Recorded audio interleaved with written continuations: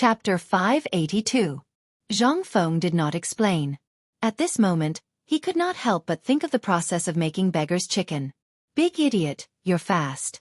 Go find old he and secretly ask for some pepper, cinnamon, bay leaves, the sauce I made, and fine salt. And Tai Nyo, go get me a bucket of water. The two of them heard him and hurried off. Zhang Sun Chong hesitated for a while before asking, Fengzi, are you missing something? What? A pot. How can we eat without a pot? Who said that chicken must be eaten with a pot? Zhang Feng smiled mysteriously. Zhang Sun Chong saw Zhang Feng smile and instantly lost his composure. Every time this guy smiled like that, he was going to stir up trouble. Thinking of Zhang Feng's magical skills, Zhang Sun Chong could not help but rub his hands together. Zhang Feng saw his expression and pointed to the chicken coop. Butcher Zhang is looking after this place now. You're fast. Go get a few chickens and get some eggs while you're at it. Okay. Zhang Sun Chong saw that there was something to do and hurried off. Zhang Feng used the golden scimitar embedded with gems that he always carried with him and found a few banana trees that had just sprouted in the bushes. He was instantly overjoyed. With this, things would be easier. When Zhang Feng carried the banana trees back to a small stream in the crevice between two mountains, Cheng Chumo and the rest arrived early and killed all the chickens. The ground was littered with white eggs. Zhang Feng could not help but be stunned. Worm, did you rob Butcher Zhang? No, Butcher Zhang heard that you wanted it, so he specially picked 10 fat chickens and a basket of eggs for me. He said that the eggs would spoil if we couldn't finish them. Zhang Feng was speechless. All right, then you guys, find a pile of clean mud. It has to be clean. It's best if it's dug out from the ground. It's best if it can cover all these chickens. They were dumbfounded. What was he trying to do? But he didn't ask. He ran away in a hurry. Cheng Chumo was too slow and was caught by Zhang Feng. You stay here and help me pluck the feathers. Cheng Chumo was speechless. He had a slight suspicion that this guy was referring to something else, but he had no evidence, so he could only keep his head down and squat on the ground, plucking the hair. And Zhang Feng's request was very sneaky. But when had Cheng Chumo ever plucked a chicken's feathers? In the end, Zhang Feng had no choice but to secretly call Go Zi and Zhu Zi over. Only then did he solve the problem. When the few of them had finished washing and peeling the chicken, Wei Shuyu and her companion came back with a large pile of mud that weighed at least 100 pounds. The few of them put down the mud and watched Zhang Feng's operation anxiously. Zhang Feng's work made everyone confused again. They saw that he boiled the stuff in a small pot and then smeared all the fragrant stuff on the chickens. But that was not the end of it. In the end, Zhang Feng wrapped the chickens with banana leaves and then carefully covered the mud. Only then did he stop. Then, under the baffled gazes of the few of them, Zhang Feng threw the chickens that had been smeared into the fire and then made a big fire in another place. That was not the end of it. After the dozen or so mud lumps were burned dry and cracked, Zhang Feng took out the mud lumps again and smeared a layer of mud on them. Then he asked Cheng Chumo to dig a big hole at the place where the fire had just been. He threw the mud lumps into it, filled it with mud again, and made a big fire. That was the end of it. They couldn't help but be confused. Fengzi, is this thing of yours edible? When had they ever seen such a trick? Even when they were marching and training outside, this had never happened, right? Could this thing still be eaten after being tossed around like that? Zhang Feng glanced at them and didn't say anything. He gently dug up the charcoal at the place where the fire had been and put the eggs in it one by one.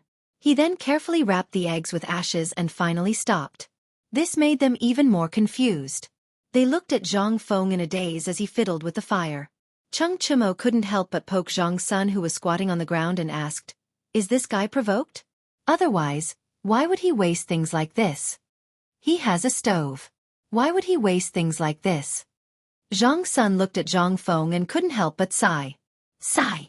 If Lao Li or Dating's father knew that he dared to talk to Fengzi like that, believe it or not, he wouldn't be able to keep his leg. Why? They couldn't help but ask in puzzlement. Zhang Sun sighed and pointed to his head. Fengzi's brain must have been damaged by anger. Cheng Chumo rolled his eyes. Could this guy's brain be damaged by anger? He really didn't believe it. With Zhang Feng's character, it would be a blessing from the heavens if he didn't drive someone crazy with his words. However, De Bing, that mother fastress cur, it was time to teach him a lesson. This motherf asterisk king pervert. If he forced Feng Zi into a corner, then the unlucky ones would be them. At the thought of this, Cheng Chimo, Zhang Sun, and the other two started to discuss how to deal with Du Go. This guy really needed to be taught a lesson. Why did he mess with Feng Zi for no reason? Son of a bitch. In the end, they really came up with a solution. Fine. Wait, leave the chicken butt for him. Chapter 583. Just as they were in the midst of their discussion, good news came from Zhang Feng's side. Something was wrong. It was the aroma of meat. Their stomachs went on strike again. How could they still be in the mood to discuss? What else was there to discuss? Wouldn't it be better to just beat it up? The meeting about Du Go started in a hurry and ended in a hurry. The few of them stared at the fragrant lumps of dirt, drooling all over the ground. Strange, it's really strange. I've heard of cooking without rice before. I didn't expect that today, Lao Tzu would really see cooking without rice. This time, there's some bragging. No, there's some bragging. Cheng Chimo was so excited that he stuttered. Most importantly, Zhang Feng used a stone to gently break open the soil. In an instant, the aroma of meat wafted out again. This caused Cheng Chimo and the others' eyes to pop out of their sockets. Feng Zi, what's this? Beggar's chicken. Zhang Feng peeled the banana leaf with satisfaction and pulled out the golden chicken inside. Although there were a lot of spices missing, Zhang Feng had just found licorice in the bushes and some other dogwood that could be used as spices. The most important thing was that there were a lot of peppercorns. The Tang dynasty was lacking in everything, especially Chong'an. But there was no shortage of peppercorns. No matter whether it was in the mountains around Chong'an City, there were so many peppercorns that it was beyond recognition. Therefore, there was no shortage of spices on the mountain. The fragrant and tender peppercorns filled their nostrils. Zhang Feng couldn't help but swallow his saliva. Not to mention Guzi and Zhuzi, who were squatting in the distance and looking at them. Although they had already drooled all over the ground, Zhuzi's father had strictly warned them that if they dared to be rude in front of Zhang Feng, their legs would be broken and they would be locked up. Therefore, they didn't dare to mess around like before. They also didn't dare to play with Zhang Feng anymore. At this time, Zhang Feng was still a chicken in the mud. Cheng Chimo couldn't stand it anymore.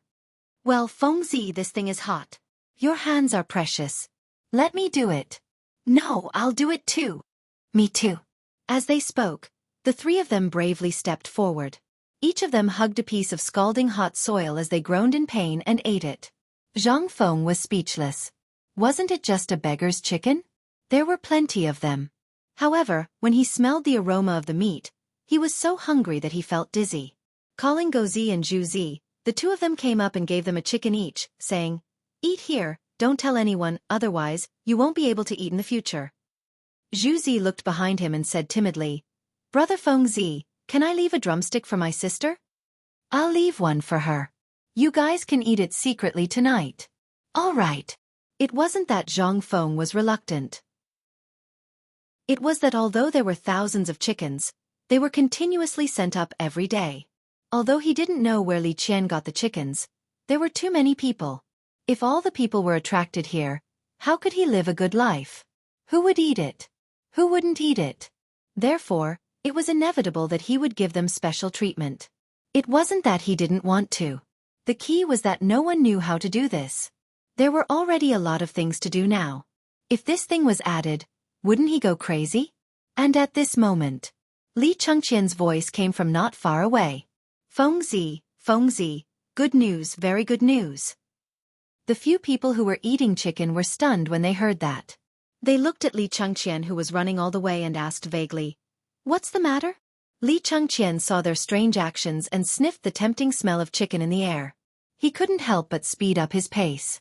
By the time they rushed to their side, Cheng Chimo and the other two had already hidden a chicken for each of them. And the chicken in their hands was almost finished. Li Chengqian glared at them. "Wow! I'm so busy at the foot of the mountain, and you guys are eating chicken here? And eating such delicious chicken? Give me Chen Tiniu. I order you to get me a chicken." Cheng Chimo felt uncomfortable when he heard that. But there was no other way. He couldn't afford to offend the crown prince. He could only get up resentfully and smash open a piece of dirt with his fist. In an instant, the crispy yellow roasted chicken was revealed. Moreover, it was accompanied by waves of enticing fragrance. He couldn't help but forget about the Crown Prince's feng-yi and etiquette at this moment. He squatted on the ground and imitated Zhang Feng and the others. He hugged the chicken's butt and took a big bite of the chicken's thigh. Li Chengqian couldn't help but moan in pleasure when he tasted the fragrance in his mouth. At this moment, Zhang Feng asked after finishing a chicken, "What's the matter? Why are you in such a hurry? Have you invited the people I asked you to?" Li Chengqian ignored Zhang Feng. Instead, he looked at Zhang Feng excitedly and asked, "Feng Zi, can you tell me the name of this thing?" "Beggar's chicken? What's wrong?" Zhang Feng was stunned. Li Chengqian was also stunned. But the next moment, he asked like a madman, "Feng Zi, can you teach me how to cook chicken?" Chapter 584. Your Majesty, the mountain in front is Mount Shao. On the winding mountain road, a caravan dressed in the clothes of merchants was slowly moving in the direction of Mount Shao. In this caravan, Li Shimin was sitting on a slide with half-squinted eyes. He looked at the people on both sides of the road who were constantly moving toward Mount Shao. As he walked, he asked about the situation of the disaster victims' families. The more he asked, the heavier his heart became. At this moment, Shao Gizi pointed to the densely packed mountain in front of them and said. Li Shimin took a closer look and couldn't help but be shocked by the scene in front of him. He saw that the original forest on the desolate mountain was all leveled, and there were construction sites everywhere. There was a large area on the top of the mountain, and a small group of teenagers gathered together to build houses. Li Shimin couldn't help but wonder. What does this mean? Master Li, Zhang Feng said that if you want to study here, the first thing you have to do is not to use external forces. You have to build a brick house here according to Zhang Feng's rules, and it's according to the so-called area plan. And it said that if you want to work here to make a living, you have to build your own house before you are qualified to work here. Li Shimin was stunned. He looked at Wei Zhang, who was also sitting on a slide, and asked, "Old Wei, is there such a rule?" Li Shimin couldn't help but be interested. Wei Zhang desperately waved his folding fan and said, "Feng said that if you want to work or study here, you have to show him your ability and let him see if you are qualified to study here. Otherwise, you should get out of here as soon as possible. And I also heard that this guy not only asked those people to build their own houses, but also to build a 3-story building according to his rules. Not only that, he also sent supervisors to supervise them personally." This guy. Li Shimin couldn't help but be in a good mood when he heard this. Although he didn't understand what Zhang Feng wanted to do, this kid obviously wanted to use free labor. However, this was also good. After all, this kid didn't have any money on hand. Moreover, he was so cunning. Although he didn't want money, at the very least, at this stage, he had eliminated all those who were waiting for death. As for those who really wanted to read, they were able to tell the difference. There were advantages and disadvantages to doing this. The advantage was that it could distinguish those who were truly here to learn something. The disadvantage was that it would be difficult for the children of the officials and nobles. However, Li Shimin thought about it and agreed with Zhang Feng's approach. If the academies in our country can do this, then our Tang dynasty will really be different. Li Shimin let out a heartfelt sigh. Wei Zhang fell silent. Although he was still somewhat against Zhang Feng's approach in his heart, after all, it was mentioned in the Book of Sages that although there was no distinction between high and low in studying, it was not something that any ordinary person could learn. This was the only way to distinguish the students from the ordinary people. Zhang Feng did this because he wanted everyone in the world to be able to go to school. This, although he didn't know whether it was good or bad, what could he do when Zhang Feng did this? After all, Zhang Feng's strength and ability were there for all to see. Just as Li Shimin and Wei Zhang were leisurely following the fleeing army to Shao Mountain, a gong was sounded on Shao Mountain at this time. Even Cheng Chumo's roar could be heard. "Let's eat!" As the voice fell, the people who were still playing games instantly dropped their tools like ants and swarmed to the place where the smoke was rising in spirals. That was the place where the mountain gate was built by a few big trees. After hearing the roar, the crowd, who were already moving slowly, became like donkeys that had turned into horses. They rushed up the mountain as if they had gone mad. Li Shimin and the others could only drive all the chickens and ducks that were carrying bone-strengthening powder and food to the side of the road, and make way for the people to trample on a spacious road. Looking at the densely packed crowd of people holding up broken bowls, Li Shimin could not help but feel flustered in his heart. What was it that caused my people to become like this? After the people left, Li Shimin waved his hand and said, "Speed up, I want to see what they are eating." Ah! Following Li Shimin's order, the originally slow groups suddenly sped up. Groups of golden guards also opened up a path in front. Some people even hurriedly rode up to the top of the mountain to report. And just as the two places were proceeding in an orderly manner, at the chicken farm behind Shao Mountain, Li Chengqian was holding a large oil paper umbrella. He had moved a makeshift reclining chair made by Zhang Feng and was lying there, directing the dog and dozens of other children to roast the chicken. You are too slow and too stupid. Don't you know how to dig the chicken's stomach? Can this be eaten? And Gozi, can you at least wash the mud off your hands before you go and get the chicken? If you dare to do this, I won't even let you eat the chicken's butt. I'll leave it for man too. Chapter 585. What Li Chengqian didn't notice was, when he started to cook the beggar's chicken, a large number of refugees who had just come up the mountain were attracted by the aroma and slowly gathered around. When Li Chengqian noticed, these people were not far away from him. Zhang Tufu was also holding a butcher knife and staring at those people angrily. What? You all want to rebel? Get the hell out of here and get back to work.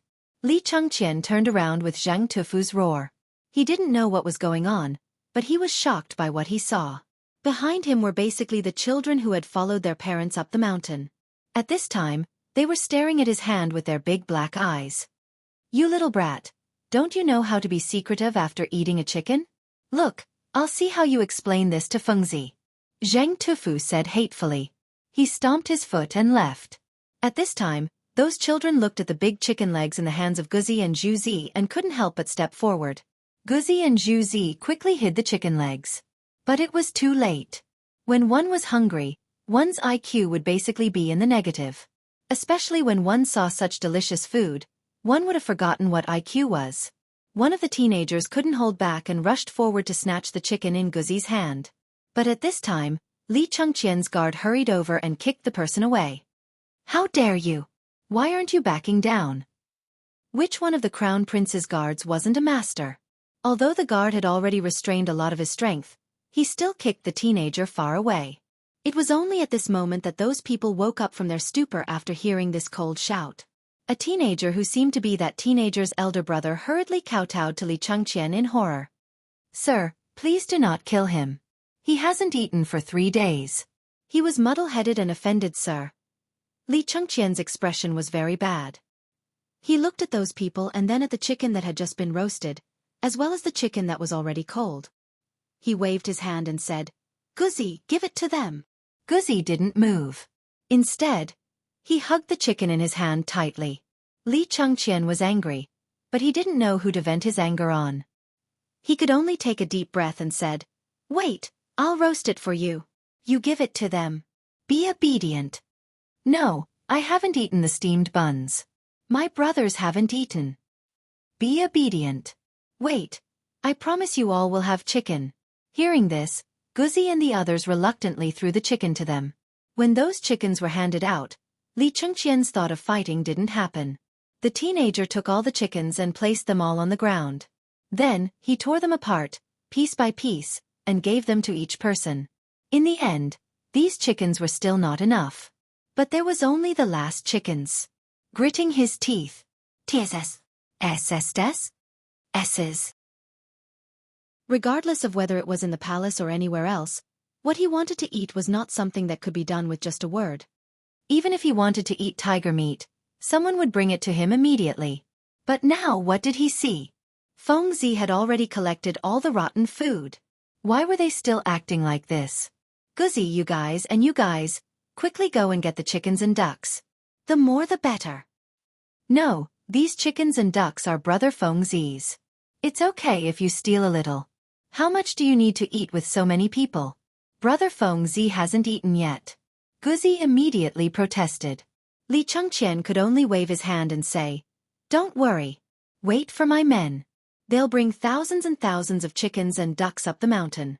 What are you afraid of? Did I eat your chickens? Get the hell out of here and catch some chickens. Seeing Li Chengqian's anger and hearing that thousands and thousands of chickens and ducks were coming, Guzi and the others ran away. As they ran they shouted, "Zheng Huazi, young Master Li wants chickens." Lots and lots of chickens. Zhang Tufu, who had just returned from Li Chengqian's place and hadn't even sat on the bench, was green with envy. "You son of AB*TCH, if you dare to call my kid that again, do you believe that Lao Tzu will break your legs?" Guzi couldn't help but shrink his neck when he heard that. He pointed at Li Chengqian and said, "He said that he wants a lot of chickens and ducks to feed those refugees." Zhang Tufu was instantly enraged when he heard that. "So many people? How many chickens is that? No. Without Feng Zi, let alone a single chicken, from now on, I won't give it to anyone." He said that his men will bring thousands and thousands of chickens to make up for it. "And we haven't eaten yet. Brother Crazy is also waiting. If you don't give it to us, I'll go look for Brother Feng Zi now." "Wait a minute. How many chickens did that brat say his servants would bring? I heard that there are thousands and thousands. What's wrong?" "Thousands and thousands." Zhang Tufu's vision darkened. He suddenly roared, "Damn it, you prodigal.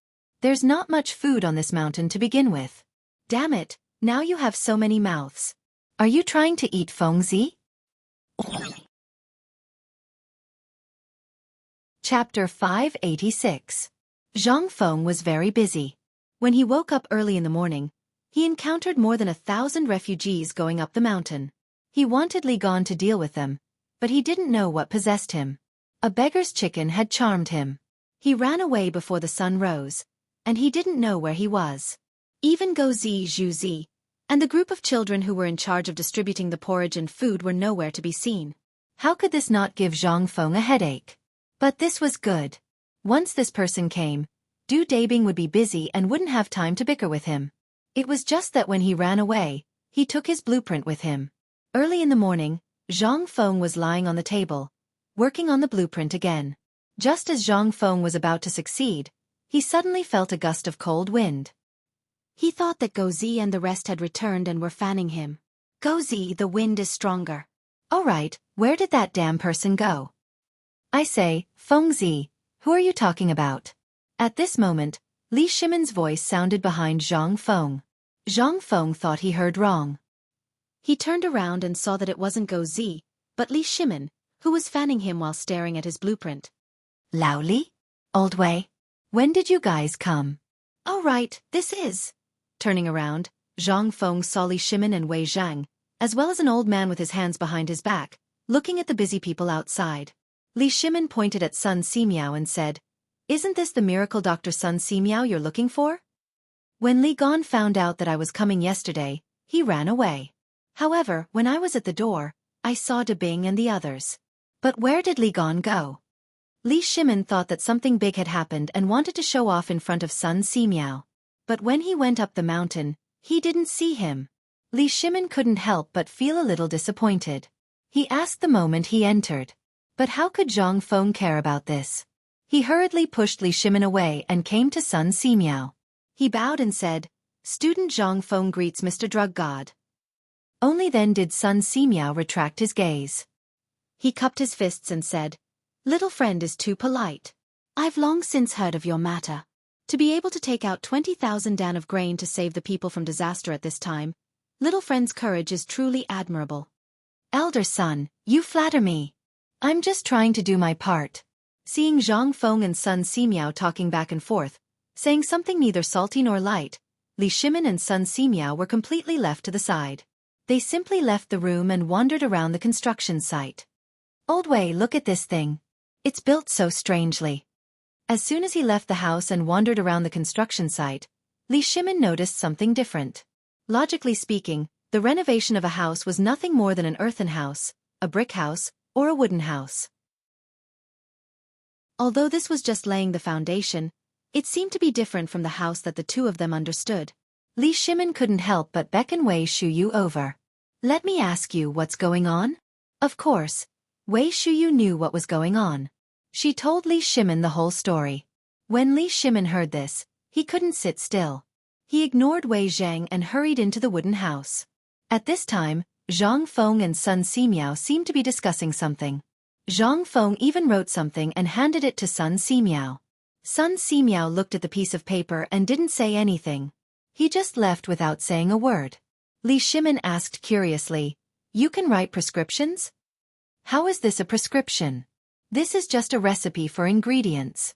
By the way, Lao Li, how come you have time to come here today? When Li Shimin heard this, he sighed and said, "I'm here to send you food. Duke Chen learned about your situation and sent you 10,000 don of food from Luozhou. I also got more than 10,000 chickens and ducks for you. These were originally from dealing with the locusts last time. Now that I can't keep them alive, I might as well give them all to you. If you like, I'll send you 30,000 pigs in a few days." These pigs are tubos. When Zhang Feng heard this, he couldn't help but be overjoyed. "Lao Li, you really are my savior. With this batch of food and chickens and ducks, this problem is solved. Originally, I was worried that there wasn't enough food, so I could only ask the drug god to see if he could get something from this mountain and make a fuss about the porridge. But now, since you have food, I'll forget about my plan for the all-nourishing soup." This was really timely help. If it weren't for the 10,000 don of food, Zhang Feng would really go crazy. But now, with so much food all of a sudden, Zhang Feng was naturally overjoyed. However, Li Shimin's mind was full of questions. In the end, he asked the main question, "Fengzi, where's Li gone? Why don't I see him? Did he go down the mountain again?" "No, but that kid disappeared early in the morning. I don't know where he went." When Li Shimin heard this, he was shocked. "What happened?" Zhang Feng spread his hands. "How would I know? When he came back yesterday, he happened to see me cooking chicken. Then, he pestered me to call him. Who knows where that kid is now, cooking chicken in some corner." Chapter 587. Li Shimin was angry. Suddenly, a burst of uncontrollable anger surged out of his body. What time was this? This was a time when the entire nation was suffering from hunger. Originally, they thought that the crown prince was actively dealing with this disaster. Moreover, during the morning court yesterday, he was so pleased. But what was the truth? Everyone was trying their best to settle the victims. What about him? What was the crown prince doing? "Fengzi, you think about it first. I'll come to you later. I have something to do." "Something to do? What's the matter?" Zhang Feng was confused. Fine. Initially, he had wanted to ask Old Li to take a look at the blueprint and see what was wrong with it. But now it had run away. And Li Shimin? How could he not run away? He was the crown prince. If Divine Dr. Sun were to see him wandering around here, the doctor would be busy to death. But he was. How could he? Although Li Shimin wasn't afraid, he couldn't stand the rumors. Li Shimin couldn't help but find a kid as soon as he went out. He took out a piece of corn bun and said, "Kid, did you see Guzzi and the others?" Li Shimin had seen the kid before. He used to play with Guzzi and the others at the entrance of Zhang Feng's tavern. At this moment, the dark-skinned kid's eyes widened when he saw the steamed bun in Li Shimin's hand. He pointed at himself and said, "Grandpa, is this for me?" Li Shimin wanted to vomit blood. But he suppressed the anger in his heart and nodded. "As long as you tell Grandpa, this corn bun in Grandpa's hand is yours." The kid looked around and made sure no one was paying attention to them.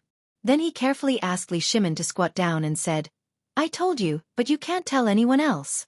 They are getting chickens in that gully. And there are so many people there now. There are not enough chickens." "Yes. Chickens? How dare he?" Li Shimin had long known that the crown prince had messed around in Chang'an City. But that was before, so he could turn a blind eye to it. But where was this place? Although there were no spies here, the craftsmen all knew them. Moreover, how could he guarantee that Wei Shuyu and the others wouldn't spread the news? Or if the commoners saw it and spread it around, then where would Li Shimin's face go? Today, in the morning court, he had praised the crown prince for being sensible and knowing how to worry for the people. But now, what was he doing? "Little Gizi, give me the sword." Li Shimin stood up, gritting his teeth as he growled. Little Gizi, who was following behind Li Shimin, shuddered when he heard this. "Your Highness, there's no need for that, right? Let's go and take a look first. This child doesn't have any hair in his mouth. If we say, 'I said bring me the sword,'" Li Shimin roared. Although most people didn't hear it. But Wei Shuyu and the others who had been paying attention to this could tell from Li Shimon's expression that something bad had happened. The few of them hurriedly gathered together. I say, brothers, what's going on? Why do I feel that Master Li's expression doesn't look right? Let's go and ask that child. He should have heard something. I suddenly have a bad feeling. Li Gan is going to be in trouble. The few of them waited for Li Shimon to leave, then grabbed the child and asked, "Let me ask you, what did that master say just now?" Little baby was scared silly. He only gave me a steamed bun. If you want to eat it, you. Wei Shuyu glared at him. Let me ask you, what did he say? He asked me where Guzi and the others went. Then what did he say in the end? The child thought for a moment and said, I think he said something about his sister-in-law being so cheap. Sword. F***CK. Something F***King Big had happened. The few of them knew what cheap meant. His Majesty was going to kill someone. Who was he going to kill? Could it be with a chicken? Hiss. Several people could not help but suck in a breath of cold air. They hurriedly followed Li Shimon's direction and ran. This scene was also seen by Wei Zhang, who was observing and recording how Dugo recorded the disaster victims and how he distributed the food. He had originally wanted to make a complete copy of this and bring it back to Chang'an to use on Chang'an. But now, seeing Wei Shuyu and the others running wildly, and in front of them, Li Shimon was holding a shiny thing in his hand, and was taking large strides forward, they were instantly shocked. Da-bing, come here quickly. Wei Zhang did not care about anything else. He hurriedly called out to Dugo and asked, What's going on? Dugo had been busy since he woke up in the morning. He did not even have time to pee, so how could he care about this?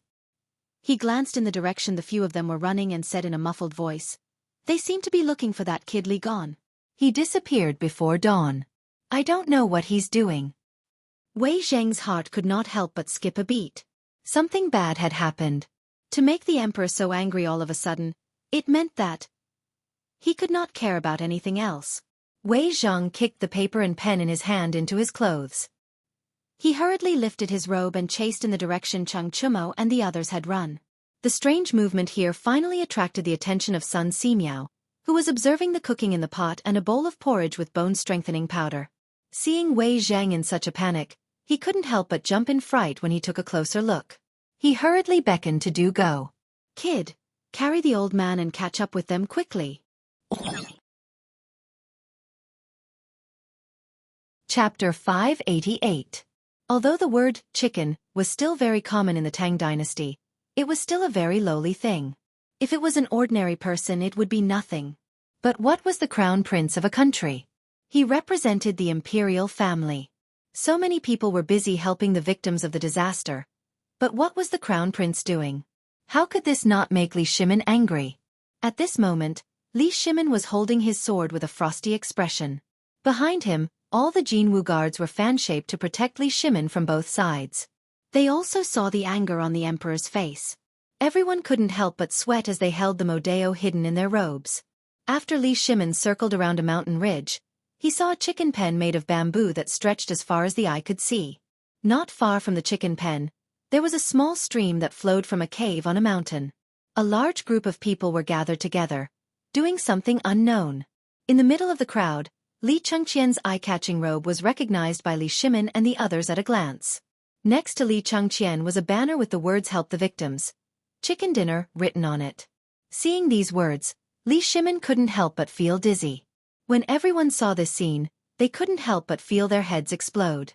What was the crown prince doing? He was F***king courting death. It was no wonder that the emperor was so furious. So that was it. While Xiao Gizi was shocked, he quietly whispered to a Jinwu guard, "Immediately go and ask Zhang Feng to come and save the emperor. If he plays, I won't let you off easily." When the Jinwu guard heard this, his legs trembled and he ran away in fear. How could Li Shimon care so much? He looked at Li Chengqian, who was lying on the recliner, waving a fan and drinking beer. He was so angry. Lao Tzu hasn't eaten properly for 3 days. You unfilial son. What are you doing?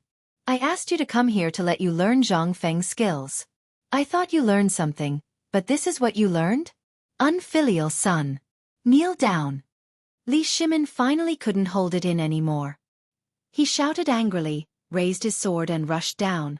Just as he was instructing Guzzi and the others to skillfully pluck the feathers, wash the ducks, and wrap them with banana leaves, he faintly heard a loud roar. At first, he was slightly surprised. However, he didn't think much of it when he heard the noise of Guzzi and the others. He thought that it was an auditory hallucination. Anyone would have an auditory hallucination in the midst of the buzzing of these hundreds of people. Juicy, you're mistaken. You have to put the seasoning into the chicken's stomach first. Otherwise, who can eat it if you make it like this? It's tasteless. And you, the few of you, are the eggs cooked like that? It's Juicy and Yu Huang Zhuabang. Just as he was giving instructions to Sun Gozi and the rest of the group, a huge force suddenly smashed onto his head. Li Chengqian's head instantly became dizzy, and he fell heavily onto the ground. Unfilial son. What are you doing here? I'm going to kill you. Li Shimin was so angry that his lungs were about to explode. From afar, Li Chengqian seemed to be lying there. However, when he got closer, Li Shimin only wanted to vomit blood. Li Chengqian was waving a fan with one hand and eating a big chicken drumstick with the other. That wasn't much. What was more hateful was that there were hundreds of people watching from the side. How could you have the nerve to eat it? Li Shimin pointed the sword in his hand at Li Chengqian's neck and shouted angrily, "Unfilial son, what are you doing?" Father, I'm cooking chicken." Pa. It would have been better if Li Shimin didn't hear it. Once he heard it, the sword in his hand slapped Li Chengqian's face from the side. He was so angry that his entire body was trembling. When Xiao Gizi saw this, he hurriedly went forward to support Li Shimin and said, "Master, you have to take care of your body. Don't be angry. You have to listen to what young master is doing." What is he doing? Do you think I'm blind and can't see it? Li Shimin pushed Xiao Gizi away. At this moment, Wei Shuyu and the others also rushed over. When they saw this scene, they instantly had a headache. Damn it. This grandson, you motherfastrous cur, what time is it now, and you're still having fun here? Even if you want to die, don't do it like this, okay? They couldn't help but rush forward to mediate the fight. Master Li, please calm down and listen to what Li Chengqian has to say, okay? Li Chengqian hasn't slept during this period because of this matter. He's been dreaming about how to solve the food shortage problem all day long. We can guarantee that. Otherwise, why would we let him slack off today? He hasn't slept for the past few days, so we'll let him take a break today and have a good rest. Calm down first and listen to what he has to say. Plop, plop, plop. At this moment, the commoners who were originally drooling over the roasted chicken and duck all knelt down in unison. Li Shimin was stunned. He raised his sword high and never put it down. Wei Shuyu and the others were also stunned. The two people who had just carried Sun Simiao over were stunned. At this moment, everyone was stunned. They saw the refugees uniformly kowtowing to Li Shimin and saying, "Master, please spare young master." Chapter 589. Li Shimin was dumbfounded. After a while he said, "You all get up first." "No sir, if you don't put down the sword, we won't get up." An old man in the crowd walked to Li Shimin's feet with tears streaming down his face. He hugged Li Shimin's leg and sobbed, "Sir, although I don't know why you're so angry, this young master is saving our lives." Hearing this, Li Shimin could not help but be moved. He squatted down, personally helped the old man up and asked, "Old Zhang, I would like to ask old Zhang to explain in detail. Speaking of the family's misfortune, this is my son. Originally I wanted him to come here." "Sir, you've misunderstood the young master." The old man interrupted Li Shimin and pointed to the group of refugees behind him. "We came here yesterday. When we were looking for a house to build, we met the young master here. At that time, although we ate Prince Zhang's porridge, we haven't eaten for almost 10 days. How could that be enough? So we smelled the aroma and came here. Young master, you've been roasting chicken here since last night. Otherwise, this old man would have to report to the King of Hell this morning." Li Shimin looked at Li Chengqian suspiciously. "What's going on?" Li Chengqian didn't dare to lie. He said, "When I returned to the mountain yesterday, I didn't see Feng Zi, so I looked around. In the end, I found them roasting chicken here. This chicken is the most delicious chicken I've ever eaten. So I thought that if we don't have food to feed the chickens, a large number of them will starve to death every day. So I thought of using this method to divide the chickens and eat them. So I learned this skill from Zhang Feng and taught it to them. I remembered father's teachings and what Feng Zi said before. Give a man a fish, but don't teach him to fish. That's why I decided to roast the chicken for them to eat, and at the same time, I wanted them to learn some skills. Li Shimin finally understood after listening to everyone's explanation. Lao Li, you've wronged Li Gone. At this moment, Zhang Feng slowly squeezed his way through the crowd. When he saw the bloodstain on Li Gon's swollen face, he could not help but pat him on the shoulder. Next time when you do something like this, can't you at least tell me? Must I be tortured? As he spoke, Zhang Feng looked at Li Shimin and said, You too. This is your son after all. How can you bear to hit him? All right. Since you're here, why don't you take a look at your son's chicken? What are you still standing there for? Go get the chicken for your father. Zhang Feng glared at Li Chengqian. Li Chengqian also came to a sudden realization. At this moment, the crowd burst into laughter. Young master, save the chicken butt for me. No, the chicken in that pit has been cooked for a long time. Young master, take the chicken in that pit first. Otherwise, it will be burnt later. Young master, I haven't eaten chicken this morning. This time, save the chicken rack for me. I have to bring it back for my wife to taste. All right. Everyone here today has it. This young master. When Li Chengqian heard this, he turned around and wanted to boast that everyone present had it. However, when he saw Zhang Feng and Li Shimin's expressions, he hurriedly shrunk his neck and lowered his head to shout at the two of them. Why are you still standing there? Get the chicken. Several people hurriedly dug out dozens of basin-sized mud lumps from the fire pit. Li Shimin was dumbfounded. Sun Simiao was also dumbfounded. Fengzi, what is this thing? Can it be eaten? Little friend Zhang Feng, what is this thing? Li Shimin and Sun Simiao asked almost at the same time. At this moment, when the refugees saw these mud lumps, their eyes instantly widened. This is beggar's chicken. I made it. Beggar's chicken? Li Shimin and Sun Simiao looked at each other, their faces full of question marks. Beggar's chicken? The crown prince was actually making beggar's chicken? What kind of scandal was this? Just when Li Shimin was about to get angry, Zhang Feng slapped his forehead and explained, Well, what I mean is that the method of making this thing is so simple that even beggars can make it.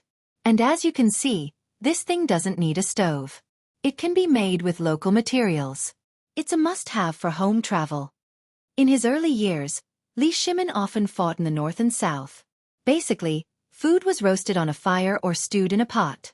When had he ever seen something like this? Not to mention Sun Simiao. After entering the deep mountains and forests, he basically ate one meal after another. When there was food, he would either eat it raw or roast it on a fire. When had he ever seen such a cooking method? One was the emperor, and the other was the drug god. Not to mention that they had eaten all the delicacies in the world, they had eaten most of them. It was just that they had never seen cooking without rice. The two of them couldn't help but lick their lips when they saw Li Chengqian personally knock open the mud lumps and reveal the yellow chicken buttocks. After all, their stomachs had been filled with gruel for the past few days. Now that they saw such a magical thing, how could they bear it? Li Chengqian found 2 banana leaves for the 2 chickens and handed them to Li Shimin and Sun Simiao. Godly doctor father, please taste this chicken. Chapter 590. Only then did Li Shimin notice that Li Chengqian's face was full of traces of being drowned. Even the hair on his forehead had been burned by the fire. Li Shimin didn't take the chicken. Instead, he helped Li Chengqian brush his hair before taking the chicken. He laughed and said, Good. I'll also try the chicken you made. I'd like to see how much of Feng Zi's teachings you've inherited. Zhang Feng couldn't help but roll his eyes. Lao Li, that's not right.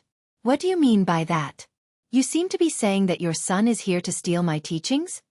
Feng Zi, what are you talking about? Come eat chicken. Come, this tastes great. I left it especially for you. When Cheng Chumo saw that Zhang Feng was about to argue with Li Shimin, he hooked his arm around Zhang Feng's neck and bent Zhang Feng's waist. Cheng Chumo was already a little shorter than Zhang Feng. With this, Zhang Feng almost couldn't breathe. Zhang Feng finally caught his breath. When he saw the chicken but right next to his mouth, all the hair on his body stood on end. No, no, no. I don't have the fortune to enjoy such a delicacy. If you like it, you can have it, you can have it. When Cheng Chumo heard this, his eyes lit up. Just like that, under Zhang Feng's shocked gaze, he threw the chicken butt into his mouth and chewed it deliciously. However, other than the yellow grease at the corner of his mouth, Zhang Feng almost threw up his dinner from last night. He hurriedly squatted beside Sun Simiao for protection. Sun Simiao ate very slowly at first. He tore off a piece of chicken breast and handed the rest of the meat to the old man who had just knelt at Li Shimen's feet. The old man was so touched that he thanked Sun Simiao profusely. Don't be like this. I feel guilty. Sun Simiao patted the old man's shoulder and pulled him to sit down. He took the wine gourd from his waist and shared it with the old man. Old man, where are you from? This old man is from Lontion. Sun Simiao nodded. Old man Lontion has been there before. That place is indeed very rich. Sigh. It's all because of these locusts. The old man could not help but sigh. Isn't that so? If it wasn't for that divine Dr. Sun using that magical herb to smoke the grasshopper to death, and then using the grasshopper to make it into an edible item for us to sell for little money, this old man reckons that I would have starved to death long ago. Sun Simiao was stunned. He glanced at Li Shimen. Then he looked at Zhang Feng. He couldn't help but be enlightened. He had heard from Li Shimen about what Zhang Feng had done before. This kid didn't want to be famous, so he made such a fuss. But now that the medicine was born, he had to have a good reason. Thus, the emperor used his given name. He didn't know what was going on before, but last night, after a long talk with Li Shimen, he knew the truth. He couldn't help but cherish Zhang Feng's talent. But at this time, the chicken he was eating was no longer delicious. He sighed and said, Old man, you're wrong.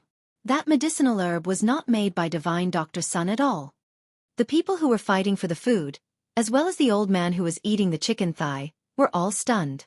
In the next moment, everyone was unwilling to accept it. Old man, I thought you were kind when I saw your kind face. I didn't expect you to be such a person. Who is divine Dr. Sun? How can you be so filthy here? I think you'd better leave. If you don't leave, I think the thousands of people here will drown you with their saliva if this matter spreads out. The old man put down the chicken fiercely, but after thinking for a while, he picked it up again and left without looking back. Sun Simiao was helpless. Old man, everyone, listen to me. This thing really wasn't made by this old man. Although this old man is well versed in medical books, this old man only understood the principle of such a magical thing after seeing this medicinal herb. You've got it wrong. This thing was made by this young friend. And the locusts and the fine salt you eat were also made by him. Li Shimen was helpless. He didn't expect things to be like this. But now that he thought about it, if this matter was spread out through the mouth of the divine doctor, it would definitely bring unexpected benefits to Zhang Feng. The people's hearts. At this time, the people were still a little confused. They looked at Sun Simiao and then at Zhang Feng. Suddenly, someone seemed to realize something. He looked at Sun Simiao and asked in a trembling voice, May I ask if you are Mr. Sun Simiao, the divine doctor? Sun Simiao sighed. I don't deserve the title of divine doctor. However, this old man's name is Sun Simiao, and his surname has never changed. Hearing that, everyone was shocked. They hurriedly knelt down. At this time, Sun Simiao laughed and said, Get up, all of you. You don't have to do this. I'm just a doctor. You should thank my young friend Zhang Feng. If it weren't for him, who would know what would happen today? The people looked at Zhang Feng and then at Sun Simiao. They didn't know whether Sun Simiao was telling the truth or not, but when they thought that Zhang Feng could take out tens of thousands of grains to help them for free and also get the emperor's imperial edict to run a school here, they couldn't help but be shocked. Could it be? Was this really made by Zhang Feng? At the thought of this, the people fell to their knees again to thank Zhang Feng. Li Shimen looked at everything in front of him while eating the chicken. He patted Li Chengqian on the shoulder and said, This chicken is so delicious. Chapter 591. Li Shimen was in a good mood. Especially during this period of time, this was the best time. Not only did he see the hard work of Li Chengqian and the rest of the next generation, but he also saw the true power of Zhang Feng. However, when he thought that all of this would belong to him in the future, Li Shimin's heart couldn't help but become excited again. Li Shimin was very excited. After personally cooking a chicken with Li Chengqian, he was in a good mood. Come, all of you come and roast this chicken. I'll make the decision. Roast all of them. Everyone on the mountain will get one. When Zhang Feng heard this, his eyes widened. He pulled Li Shimin to the side and hurriedly said, Lao Li, are you crazy? Although your son is awesome, you can't spoil things like this, right? Do you know how many people are on the mountain now? If you eat it today, what will you do in the future? Li Shimin patted Zhang Feng's shoulder and didn't say anything. He called out and everyone returned to the small wooden house. At this time, the news of Zhang Feng's salt production and Zhang Feng's rescue of the locust plague had spread like wildfire on the mountain. Everyone was so excited that it was as if they had been injected with chicken blood. Now that there was a miracle doctor and a rich man who gave each of them a chicken, everyone knelt down in front of the small wooden house and excitedly threw themselves into the construction work again. Not only did he save their lives with food, but he also took out all the chickens for them to eat. Not only that, if Zhang Feng didn't produce such expensive and cheap fine salt, they would still be jealous. Now that Zhang Feng was in trouble, if they didn't do their best to get this thing done, then were they still human? They weren't even worthy of animals. Animals also knew that after eating the food of the owner, they still had to follow the owner. Not to mention them, who were made of flesh and blood. At this time, after making enough noise, Li Shimin and the rest finally sat in the small wooden house, sweating profusely. Lao Li, tell me. Although the food problem is solved now, we can't. I know what you want to say. Li Shimin waved his hand.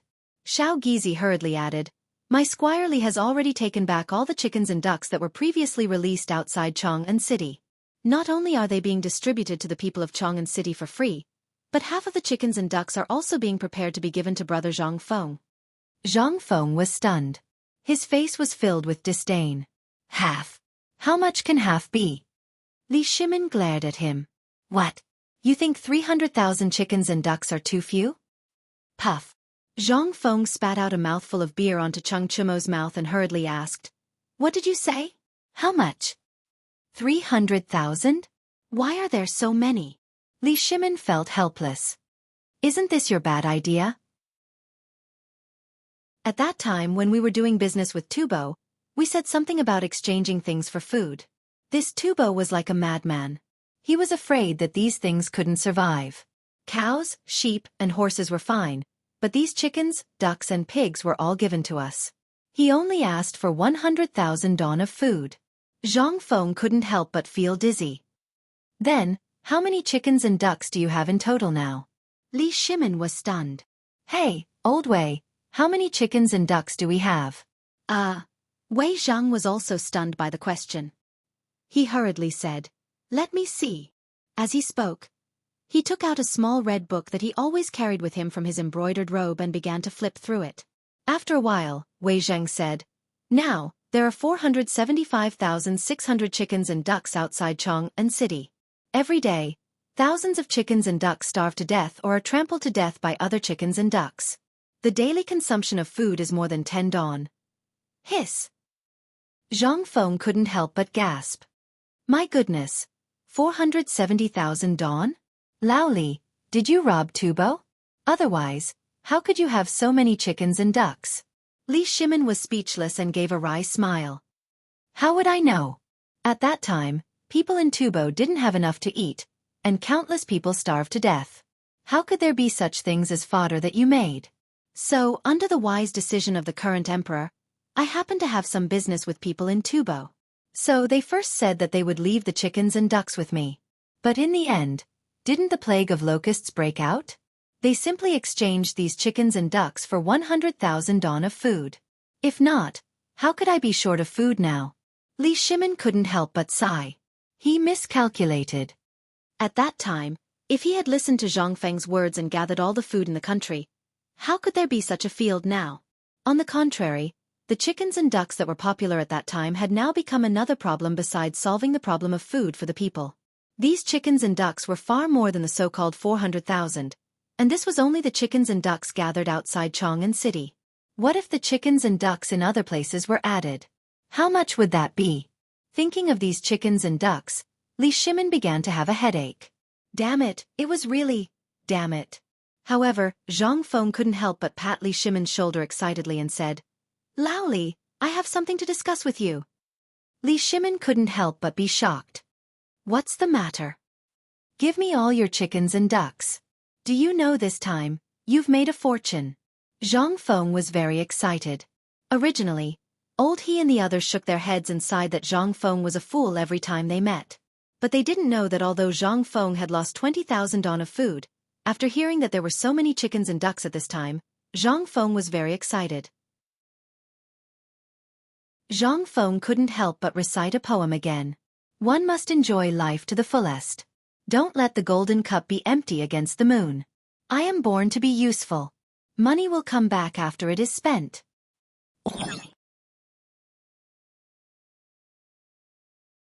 Chapter 592. Li Shimin obviously didn't understand what Zhang Feng wanted to do. For him, these chickens and ducks were still manageable for the time being. However, if all 200,000 chickens and ducks were to be driven to Shao Mountain, it would not be a small problem but a big problem. Now, these chickens and ducks were all fat and strong. Even the piglets, who were usually as thin as firewood, were now as strong as calves. This was the problem that Li Shimin had a headache. But now, looking at Zhang Feng's appearance, he seemed to be very excited. This made Li Shimin confused. Fengzi, are you okay? What do you want to do with these chickens and ducks? Sun Simiao couldn't help but narrow his eyes and look at Zhang Feng. Zhang Feng didn't speak. Instead, he smiled mysteriously and waved at Cheng Chumo. Cheng Chumo instantly understood. He rushed out of the door excitedly. This scene made Li Shimin, Wei Zhang, and Sun Simiao even more confused. What was he doing? Did this kid want to? Just when he was confused, Cheng Chumo came in with 2 bowls of steaming porridge. Master Li, you have the porridge. Dr. Sun, have the porridge. Looking at the oily layer of grease on the bowl and the smell of bone-strengthening powder, Li Shimin's eyes couldn't help but light up. This is made with bone-strengthening powder? Zhang Feng didn't speak. He just signaled Li Shimin to take a sip. Li Shimin and Sun Simiao subconsciously took a sip. Then, both of them couldn't help but frown. Master Li, there seems to be something else in this porridge besides bone-strengthening powder. When Li Shimin heard Sun Simiao's words, he couldn't help but frown. He took another sip and stirred it with the spoon. Yes, this porridge is thicker than normal porridge. This is the effect of the bone-strengthening powder. However, it shouldn't be this thick. Moreover, after eating it, there's a taste of muscle. However, there's a faint foul smell. However, after being mixed with pepper, the foul smell has been reduced, but it has become another exquisite taste. That's right, said Zhang Lisheng. That's right. Sun Simiao nodded. This old man also tasted a few medicinal herbs in this congee. Li Shimin's eyes lit up. Speak your mind. Sun Simiao slowly drank the porridge bit by bit. He couldn't help but finish the entire bowl of porridge. Then, he closed his eyes and savored the taste for a long time. Occasionally, he would pick up the bowl and sniff it. This seems to have added star anise, cinnamon, and bay leaf. Am I right? Sun Simiao asked as he looked at Zhang Feng with a burning gaze. Zhang Feng could not help but give him a thumbs up. Dr. Sun is indeed Dr. Sunday. You can taste the essence in a bowl of porridge. That's right. In this porridge, not only did I add muscle, but I also added pork and bone-strengthening powder. Lao Li, do you still remember what I said before? These chickens, ducks, and pigs are good stuff. Even if this locust plague is over, these things will still make us rich. Do you still remember? Li Shimin nodded. Zhang Feng had said that before, but now other than eggs, who would be willing to eat chicken? Even if those people were willing to eat it, although the chicken was good, they only had so little money. It wasn't even enough to buy food. Who would buy chicken with that money? There was nothing to feed their own chickens. Who would buy chickens if they ate them? Wouldn't that be a fool? However, this was what he thought at that time. Now, Li Shimin picked up the bowl in shock and tasted it again carefully. He couldn't help but be a little shocked. At this moment, Sun Simiao couldn't help but laugh. Wonderful. Wonderful. Little friend, this old man has learned a lot today. This bone-strengthening powder and fried locusts, there is no need to talk about them. Although this old man doesn't know the essence, this old man has drunk that thing before. Drinking it can indeed make one's body strong, and there are no side effects. It's like eating a caddy of meat soup. At this time, this star anise leaf and other herbs also have a very good effect on improving the digestive system. It can even make blood. On the other hand, this thing also has a very good effect on covering the fishy smell. Let's not talk about the chicken. Let's talk about the pork. Although pork is slowly making its way into the rice bowl of the people, this thing has too strong of a taste. In the end, it's difficult to be elegant. However, these few herbs have changed the ingredient itself, allowing it to perfectly integrate with this porridge. Although this old man still doesn't know the essence of this thing, I'm afraid this old man won't be able to understand it in his lifetime. However, after trying a bowl just now, this old man's stomach tells me. How is it? Li Shimin, Wei Zhang, and the others asked eagerly. Sun Simiao thought for a moment and said, if this old man's guess is right, this bowl of porridge is worth more than 10 copper coins. What? Li Shimin couldn't help but jump in fright. How much did this bowl of porridge cost? However, after thinking about it, he couldn't help but nod his head. The value of this thing really was more than 10 copper coins. Sun Simiao said again, however, this thing is still unknown in terms of its value, but in terms of its practicality. What does everyone lack now? What they lack is food. Therefore, if this bowl of porridge was eaten by someone else, it would last them an entire day. If the officials here could eat 2 bowls of porridge a day, I guarantee that they would all be fat and strong after a month. Chapter 593. Li Shimin's eyes couldn't help but light up. Dr. Sun, are you sure this bowl of porridge can be so magical? How can it not be useful? Zhang Feng was speechless. I say, old Li, you're actually suspecting me now? You know I'm doing this for this thing. Look, my hair is a little white. While speaking, Zhang Feng pointed to his hair. Master Li, we all saw this. Ever since the imperial edict was issued, I don't know what's wrong with this kid, but he locked himself in his room for 3 days. We thought something bad had happened. So this is what he was doing? Wei Shuyu patted her chest loudly. At the same time, she finally figured out what this kid was doing before. Zhang Feng glared at Wei Shuyu. Do you think I'm the same as you? This is a big thing. If it's not done well, it will be a mess. You can forget about sleeping. This thing needs to be prepared in advance, understand? Wei Shuyu and others touched their heads with a confused look. What do you mean by prepared in advance? Zhang Feng couldn't help but roll his eyes. If he chose these idiots who had nothing to do, wouldn't it take hours to explain to them? Get out of here and do your work. It's almost time for dinner. Have you completed your task today? If you haven't, you're not allowed to eat. Hearing this, they scurried away. At this time, there were only 4 people left in the room. Wei Zhang, Dr. Sun, Li Shimin, and Zhang Feng. The 4 of them looked at each other. Finally, Sun Simiao asked, I've always had a question. Why did you ask me to come up the mountain this time? I would have forgotten if you didn't mention it.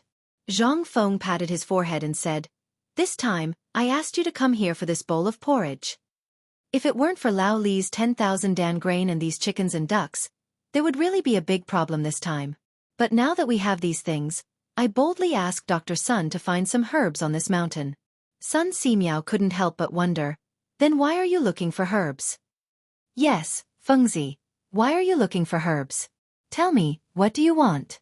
Where do I have the 1,000-year-old ginseng that I've been collecting for a long time? You. Before he finished, Zhang Feng waved his hand and said, You forgot that your son has already lost the 1,000-year-old ginseng to me. Li Shimin's eyes went black, and he almost fell to the ground. When did this happen? Why don't I know about it? Last time when we were playing mahjong. Zhang Feng ignored the dumbfounded Li Shimin and continued to look at Sun Simiao, who was stroking his beard. Dr. Sun, this bowl of porridge actually has a name. I call it medicinal cuisine. This thing can not only be used on ordinary people, but it can also be used on rich people to treat their illness. Sun Simiao was a little surprised. He didn't know the specific effects of this thing, but this medicine could be mixed with ingredients. This was a method that existed since ancient times, but there weren't many that could really achieve the balance of yin and yang. However, in this bowl of porridge, if some other medicinal herbs were added, such as the Heartwarming herb, and some other things, then this bowl of porridge would really become a bowl of medicinal cuisine with extraordinary value. Sun Simiao couldn't help but look at Zhang Feng, a little dumbfounded. Little friend, I wonder where you learned your skills from? Hearing this, Wei Zhang hurriedly touched Li Shimin to wake him up. Zhang Feng waved his hand and said, "Old mister, you don't have to do this. These are all things that my master occasionally mentioned when he was teaching me." Hearing this, Sun Simiao was a little surprised.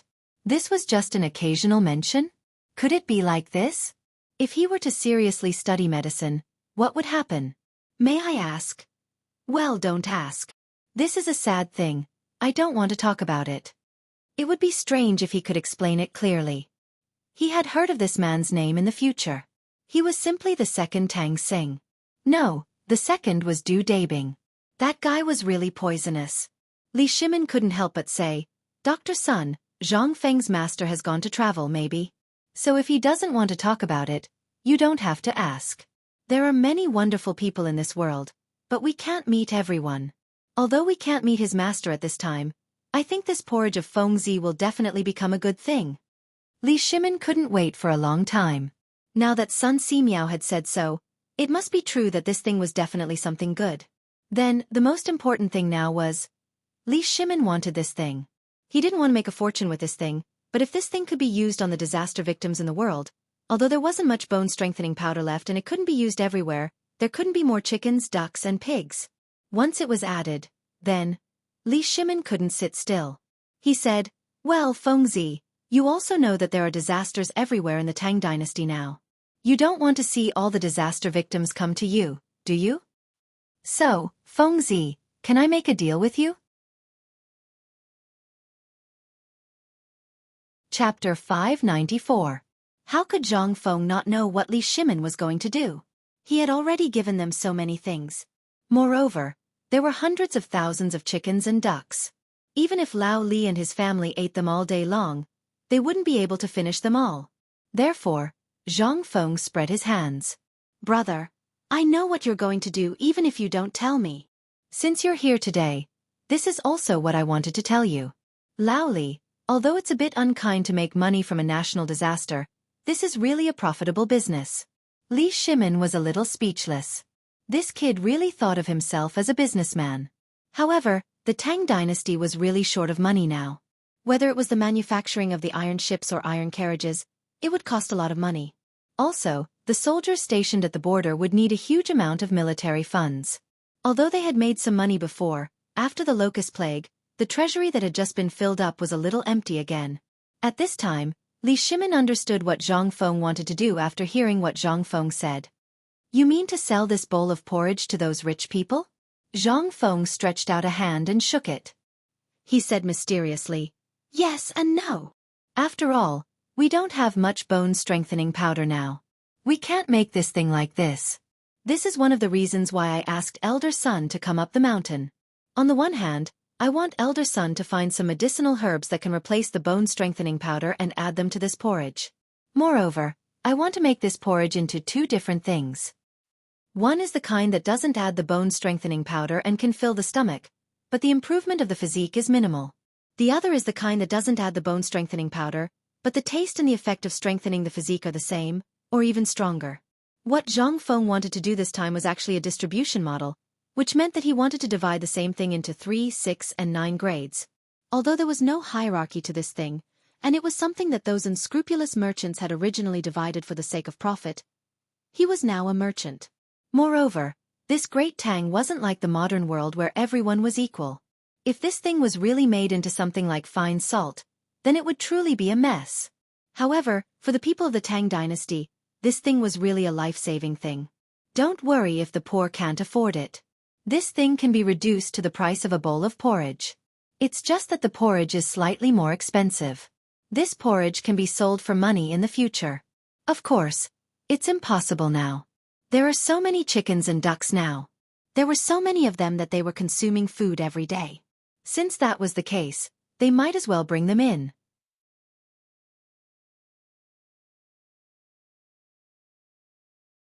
Chapter 595. Li Shimin was dumbfounded. Sun Simiao was dumbfounded. Wei Zheng was dumbfounded.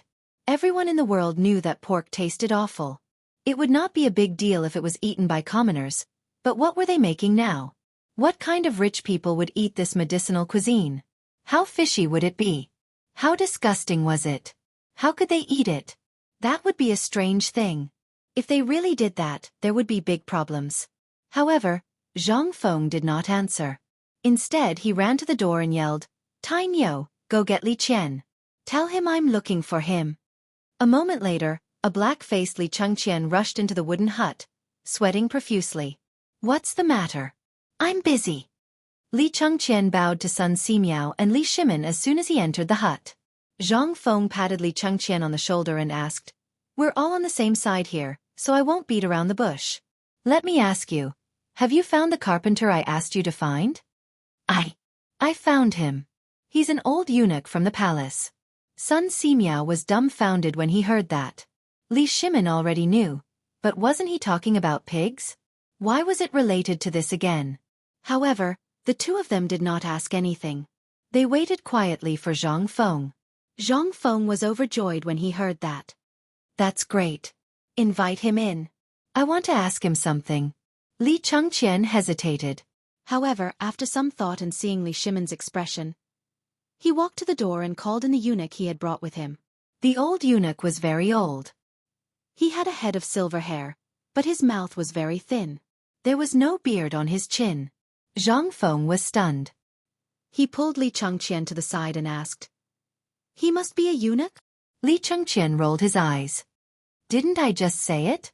I went through a lot of trouble to find a eunuch who just retired from the palace. Do you want him? If you don't, then forget it." He always felt that this matter was a little awkward, and he unconsciously felt a chill in his crotch. But since Zhang Feng wanted it, he didn't dare to say anything. He could only keep his head down and do his job.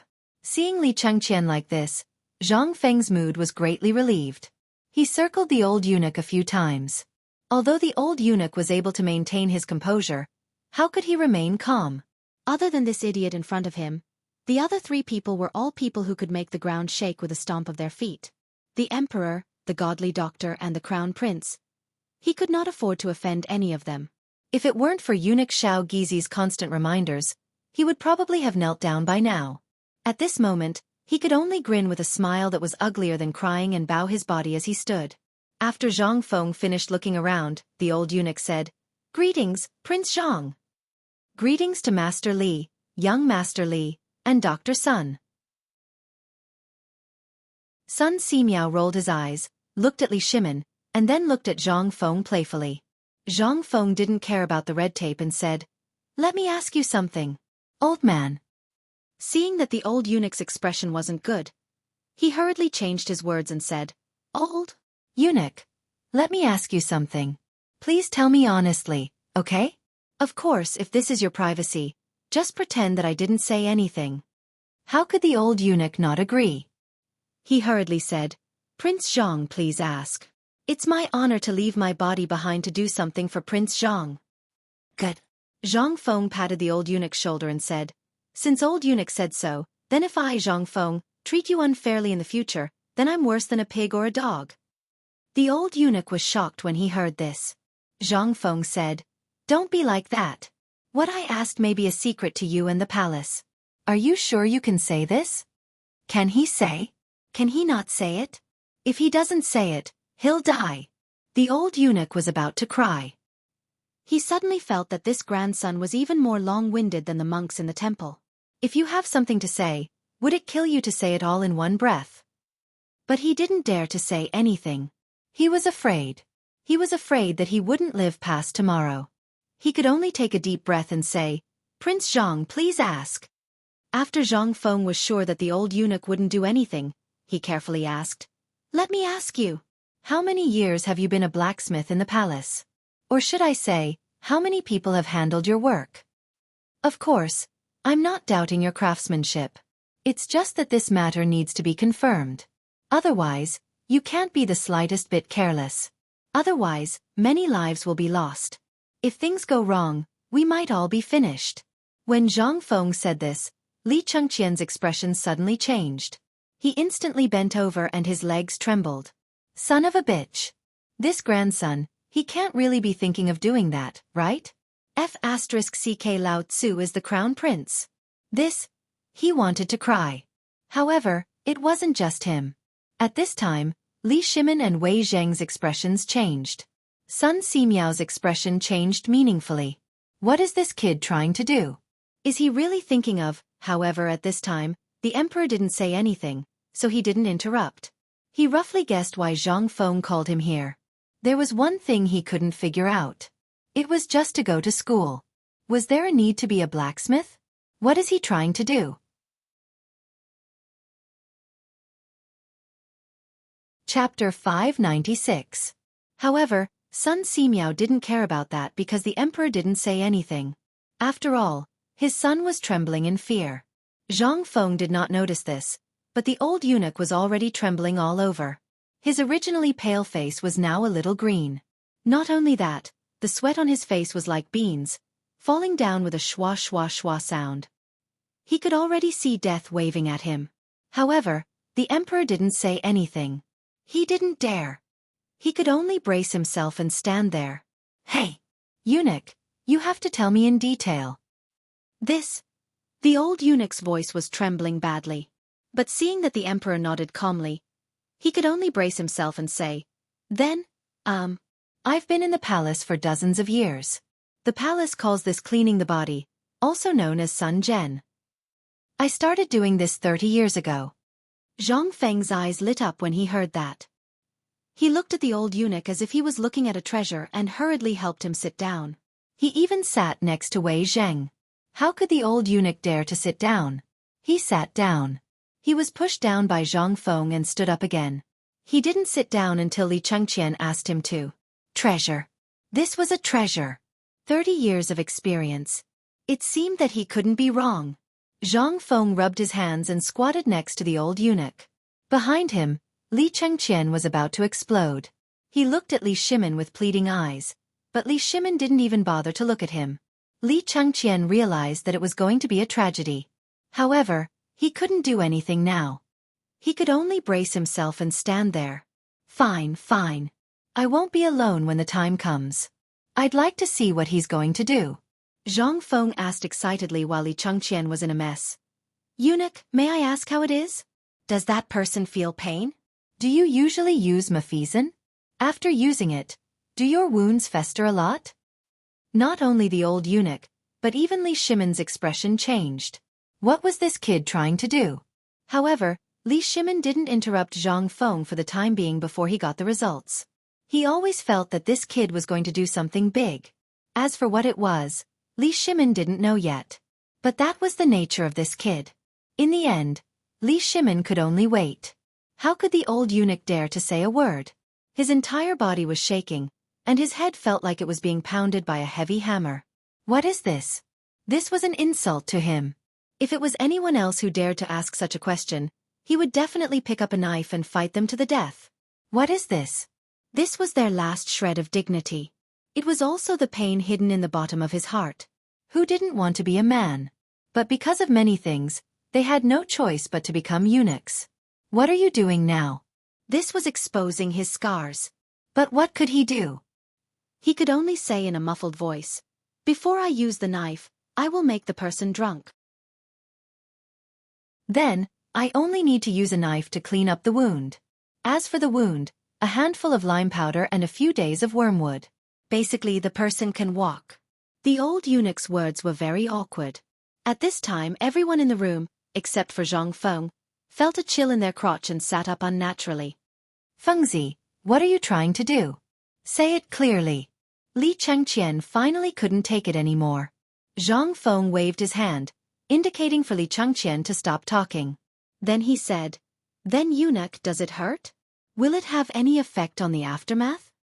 The old eunuch wanted to hit someone. The hand hidden in the embroidered robe clenched into a fist, but he didn't dare to. The emperor was here. In the end, the old eunuch resigned himself to fate.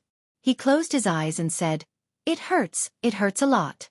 That is the last feeling a man will have. It won't hurt after a year, but it will still hurt every time it rains.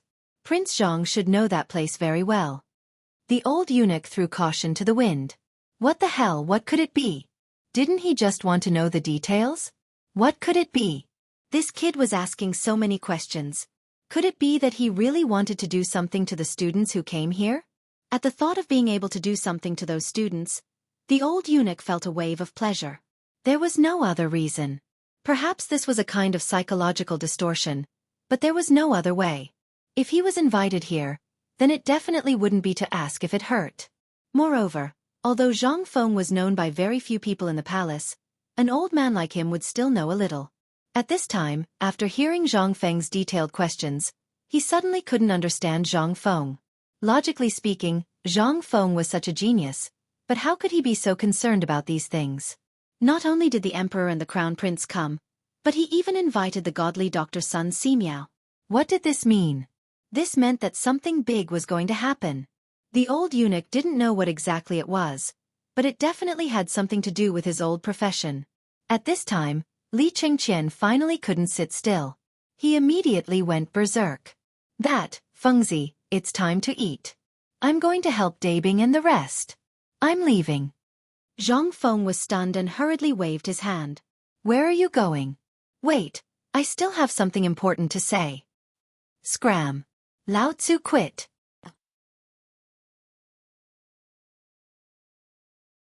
Chapter 597. Faced with Li Chengqian's inexplicable words, Zhang Feng was completely dumbfounded. He scratched his head and asked, Lao Li, what's wrong with your son? Well, Li Shimon's face stiffened. Did you want to do something to him just now? Zhang Feng was also dumbfounded. He asked with a face full of question marks, What? A blacksmith. Did you find a blacksmith for him? Li Shimon didn't want to say it, but he couldn't help it. That was not only his son, but also the crown prince of the Tang dynasty. He was also the face of the Tang dynasty. If people knew what happened today, wouldn't they laugh to death? Let's not talk about anything else. Just talk about this now. Do you really not understand? Alas! Li Shimon heaved a heavy sigh. Fengzi, just say it directly. What do you want to do? Don't you feel scared by what you're saying? No. It's quite good. Zhang Feng's words almost made Li Shimon go crazy. It's quite good? How is it good? It's so scary. Li Shimon was speechless. Fengzi, you're asking so many questions. What does it have to do with the famine? I think it has nothing to do with it at all. Let's talk about your porridge now. I think it's still possible. Zhang Feng spread his hands. I'm talking about the porridge now. And it's the most important thing of the porridge, pork. Pork. You can talk about pork if you want, but why are you talking about blacksmiths? And you're talking about eunuchs. How are you talking about pork? Li Shimon couldn't help but go crazy. Fengzi, speak properly. Oh, look at you. Don't you have any patience? I, Zhang Feng, can guarantee that you'll be so excited that you'll jump up and down. Do you believe it? And this? Eunuch, although I know you feel uncomfortable now, you have to know that in the future, although you can't be compared to those dukes, at least you'll be richer than those businessmen. Do you believe it? What's this? This is a big deal falling from the sky. Speak properly. Li Shimon's face was as black as the bottom of a pot. Sun Simiao also couldn't listen to him. This guy looked okay, but why was his mouth full of the stench of money? Young friend, you've fallen behind. Although you're doing business for the sake of the academy, you can't be so full of the stench of money, right? Tell me first, how are you going to make this porridge? Sun Simiao was very tactful. This was the first time in his life that he was sitting on a cold bench after being here for half a day. Wherever he went, wasn't he treated as an honored guest? But here, he felt that he was superfluous. Zhang Feng also noticed Sun Simiao's impatience, so he said, Elder son, please calm down. I'm being rude, but don't worry. Wait, I really have something important to discuss with you. Zhang Feng got up, took a sip of tea and said, Everyone, I know that I've made you feel uncomfortable, but this is really a big deal for me. You all know that pork is smelly and smelly now. There are very few people who raise it, let alone eat it. Only those who are really poor and can't afford mutton will eat some pork. But do you know that the cost of pork is the cheapest, and its nutritional value? Forget it, you don't know about its nutritional value. Let's talk about its effect. This thing is better than mutton. If you eat too much mutton, you'll feel dry and hot, and it'll be easy to get heaty. But pork is different. Pork not only calms one's chi and blood, but also prevents one from getting heaty. If you're injured, you only need to drink a bowl of meat soup every day. Under the condition that you don't get heaty, you can. Zhang Feng blew on the pork with great gusto. But let alone Li Shimin, even Sun Simiao was a little confused. What was all this? However, he agreed with Zhang Feng on one point. That was, mutton was hot and it was easy to get heaty, so it wasn't good to eat too much. But what did this have to do with craftsmen? Just now, he thought a little about the purpose of Zhang Feng calling him here, but now it seemed that this still didn't seem right. After Zhang Feng finished speaking, Sun Simiao said, "Little friend Zhang Feng, this pork of yours is so good that even this old man wants to eat it. But this still can't make it presentable. And this old man is not talented, so why did you call me here?" "Well," Zhang Feng rubbed his chin and said, "Old son Lao Li, the reason why I'm talking about this today is to completely change this thing about pigs." "Change how?" Li Shimin and Wei Zhang couldn't help but ask. Sun Simiao shook his head speechlessly. For the first time, he felt that Zhang Feng was good at everything, but he was too long-winded. He was even more long-winded than those old men. However, Zhang Feng ignored him. To be precise, Zhang Feng had fallen into his own world and couldn't extricate himself. This is actually the main purpose of calling this eunuch here today. That is, I'm going to castrate all these pigs on Shao Mountain. PFFF.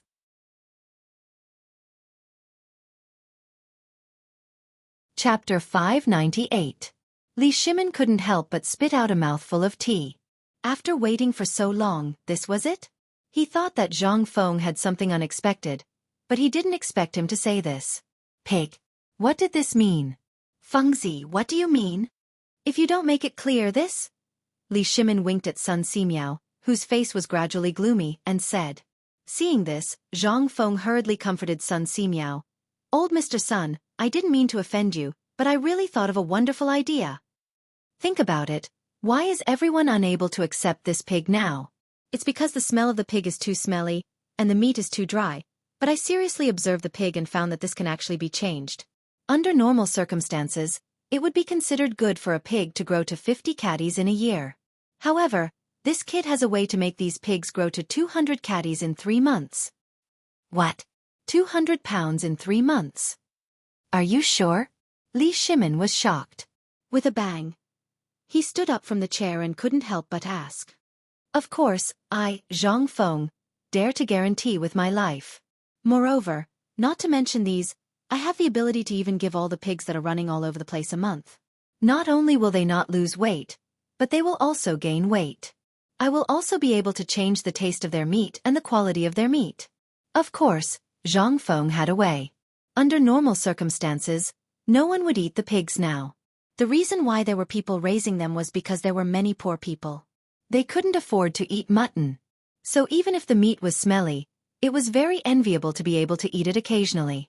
In the final analysis, the blacksmiths of this era were thinking about how to enter the palace and only knew to point the knife at people's crotch, but forgot that this knife could actually make them rich. However, now that Zhang Feng was here, everything had to be changed. The most important thing was that they had to deal with the smell of the meat all the time. It would take a lot of liquor. Moreover, there were so many pigs on the mountain. They had to deal with them. They ate more than people in a day. Who could afford to raise them? He had to think of a way to make them less active and less active. The natural situation was to prevent them from getting pregnant naturally. Then, he would select the ones with good quality and use them as breeding pigs to breed the next generation. Anyway, this thing could give birth to several litters of babies in a year. What was he afraid of? As long as he could find a formula to improve the fibrous structure of the meat so that the meat would not be as dry as before and get rid of the fishy and foul smell, the meat would become an extremely popular dish. Think about how delicious Dongpa pork, red braised pork, how famous it was. However, it was a pity that in this era where people only knew how to stew in a pot, this kind of delicacy was actually on the verge of extinction. If it were not for the plague of locusts this time, coupled with the fact that the Tibetans despised this thing, would he have been able to pick up such a great treasure?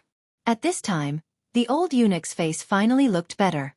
Li Shimin, however, was unable to extricate himself from the shock of being able to increase his weight to 200 kilograms in 3 months. If it could really be done, wouldn't it really work? This kid was able to handle the pork without the slightest fishy smell before. Then with this live pig and Sun Simiao here, how could he not handle it? Otherwise, he wouldn't say it here. This kid was not a boastful person. Fengzi, are you sure that with Dr. Sun's cooperation, these pigs can get rid of the foul and fishy smell without losing any weight after being embalmed? Yes.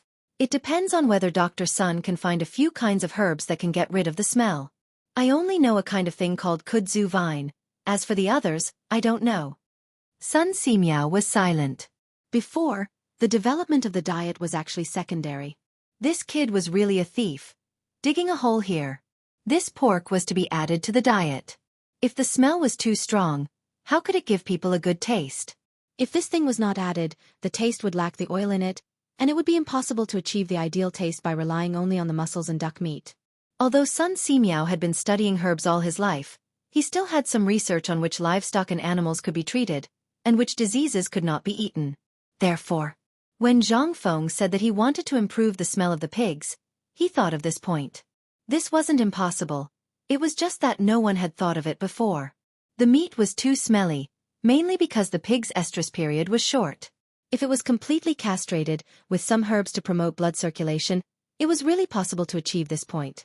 Not to mention this, if the hundreds of thousands of pigs and the animals raised by the people were completely improved, it would definitely become another way for the people to make a living. After thinking for a long time, Sun Simiao finally nodded. Although this old man is a little disgusted, I also want to see the magical method of our young friend Zhang Feng. This old man will take this job. Chapter 599. After Sun Simiao agreed. Only then did Zhang Feng's heart fall back into his chest. This time, the big problem was completely solved. Now, only the old eunuch was left.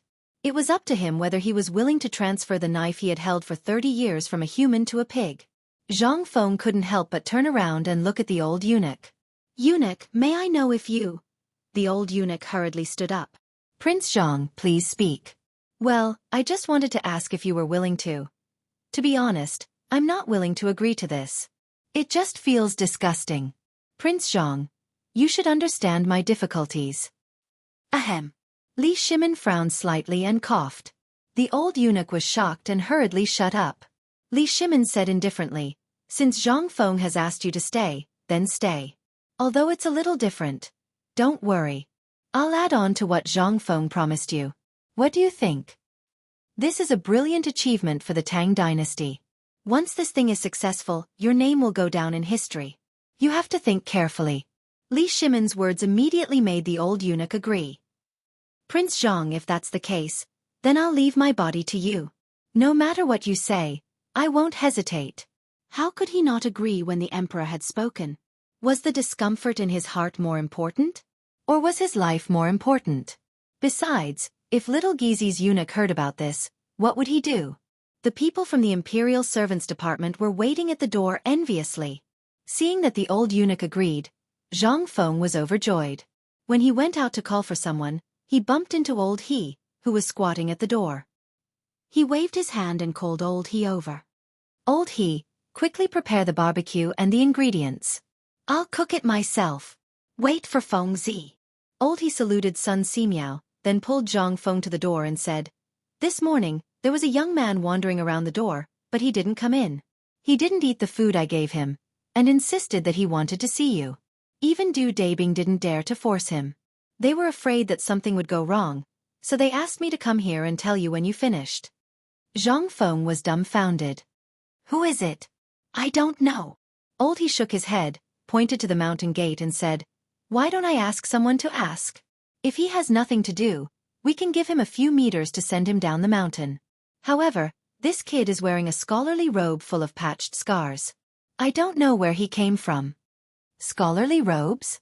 Hearing this, Zhang Feng could not help but frown slightly. Laoli, you guys take a seat first. I have something to do at the mountain gate. I'll be right back. As they spoke, Zhang Feng followed Old He and hurried to the entrance of the mountain. The imperial edict had been issued for a long time. However, none of the students had come. The sudden appearance of the scholarly robed youth made Zhang Feng think of something. At this time, it was already past mealtime. At this time, people were lying on the ground, dozing off or even snoring. Chung Chumo was lying on a pile of grain. A pair of boots were placed on both sides of him. His legs were propped up as he snored loudly. However, the smell of his feet was even more terrifying than his snoring. That was not important. The most important thing was that the bags of rice under this guy were full of people from Tong Hui Fong.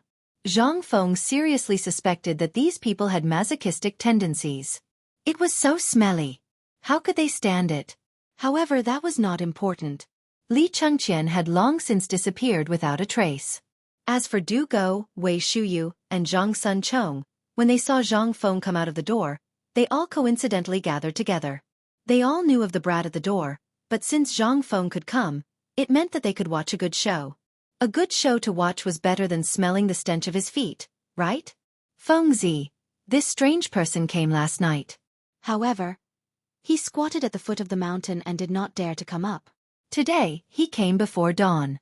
However, when he asked if you were here, he just stayed at the gate and did not come in. No one knows what this kid wants to do. While Wei Shuyu was talking, they had already arrived at the gate. Wei Shuyu shouted, "Hey kid! Aren't you looking for Feng Zi? He's here. If you have something to say, say it." Hearing that, the youth hurriedly tidied up his tattered robe and hurried forward. Although he was dressed in an extremely cold manner and his skin was dark and swarthy, he looked more and more awkward. However, this person gave Zhang Feng a different feeling.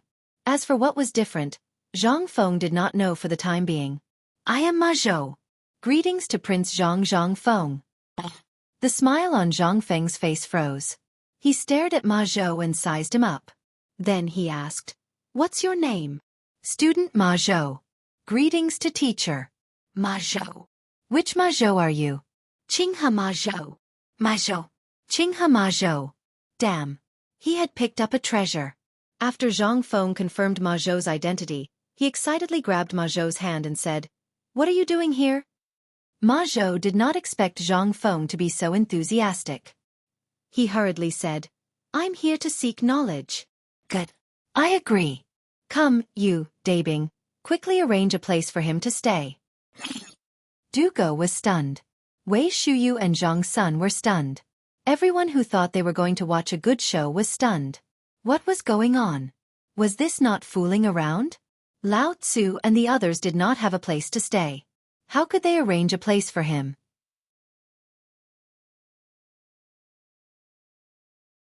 Chapter 600. Ma Zhou. This was an amazing person. Zhang Feng suddenly slapped his head as he remembered something important. However, there seemed to be a slight discrepancy in the timing. Originally, in the third year of Zhen Guan's imperial examinations, there were 9 people who became Jinshi, and this Ma Zhou was one of them. This Ma Zhou was also an amazing person. In history, he was an official who advised the prime minister, and played a key role in the governance of Zhen Guan. However, for some unknown reason, the imperial examinations that were supposed to be held next year were forcibly changed to the 5th year of Zhen Guan. However, this was not a problem. After all, Ma Zhou was here. Damn it, even if Lao Tzu only taught him, he would also be able to achieve meteoric success. The talents of this era all had to send a visiting card. It was also known as a petition for merit. Before the imperial examinations, one would send one's greeting card to the noble families. And the imperial examinations of this era were basically recommended by the high officials and nobles. From there, one could participate in the imperial examinations and enter the official career. However, Zhang Feng was very excited at this moment. He pulled Ma Zhou and did not let go. Ma Zhou's dark cheeks were flushed red, but he did not dare to withdraw his hand. He could only let Zhang Feng pull him. When they reached the wooden house, Zhang Feng let go of Ma Zhou and asked, "All right, I forgot to tell you the rules here. You know the rules, right?" "This student is not talented. Please teach me." Ma Zhou bowed respectfully. "All right, if that's the case, then who's that?" Debing. You tell him that this is our academy's first student. You have to bear with this. If you dare to do anything, just you wait. Dugo's face darkened. Are you saying that the few of us aren't? Then those who came before are not counted? Zhang Feng was stunned. Oh, what's wrong with you? Are you jealous of Qishan? Why are you talking so much nonsense? Tell him the rules, and then I will register him. While speaking, Dugo reluctantly told him the rules. The gist of it was that if one wanted to study here, the first thing one had to do was to build a house in a designated area. Furthermore, this house had to be in a format set by the academy. Secondly, he had to participate in the construction of the Taoist college. This was also included in the credits. While Dugo was talking to Ma Zhou, Zhang Feng hurriedly wrote down something similar to an admission letter.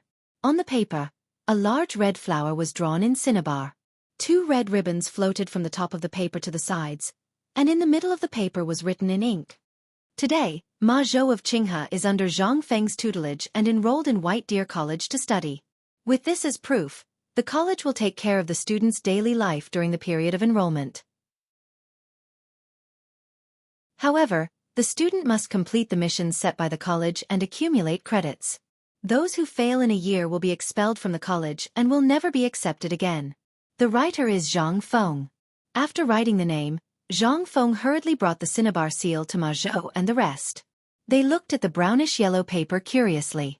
Zhang Feng looked at Ma Zhou solemnly and said, "Ma Zhou." When Ma Zhou saw how solemn Zhang Feng was, he hurriedly bowed. Student Ma Zhou pays his respects to teacher. Today, under the witness of Huang Tian and everyone else, are you, Ma Zhou, willing to be under Zhang Feng's tutelage? Zhang Feng's solemn voice naturally attracted Li Shimin and the other 2 to come over to take a look. Ma Zhou hurriedly bent his knees and was about to kneel when Zhang Feng hurriedly berated him. If you kneel, you will leave the mountain today. Ma Zhou trembled when he heard this. Li Shimin and the rest couldn't help but be puzzled. At this moment, Zhang Feng said pretentiously, I remember a saint once said that a man has gold under his knees. A man can kneel to heaven and earth, to his parents, to the king of heaven and earth, and to his parents the dawn and the common people. If you kneel to me today, my academy will never hire you in the future. As he spoke, Zhang Feng looked around and shouted, What I said today is the philosophy of White Deer College. Whoever dares to kneel will get lost from Lao Tzu. Don't say that I, Zhang Feng, am a student. Lao Tzu can't afford to lose face like this. When everyone heard this, they couldn't help but be in an uproar. Ma Zhou couldn't help but choke. He shouted, Student Ma Zhou will remember teacher's words and will never forget it. Good. Very good. Come, come, come. This is your admission form. Take a look. If you have no objections, sign and stamp it. Previously, Li Shimin's blood was boiling when he heard this. He was still wondering which saint had said these words. However, what the hell was this signature and stamp? No matter how he looked at it, Li Shimin felt that this guy had signed a contract to sell himself. However, this didn't matter. After Ma Zhou thanked Zhang Feng profusely, he saw Sun Simiao and was about to kneel down. However, when he thought of Zhang Feng's words, he quickly stopped and bowed. Student Ma Zhou pays his respects to the godly doctor. He good good. Sun Simiao was still as friendly as ever. He chuckled and considered this as a greeting. After that, Sun Simiao asked, Young friend, what are you going to arrange for Ma Zhou to do? Well, Zhang Feng couldn't help but look at the old eunuch. Ma Zhou came at the right time. The free pig rearing expert was online.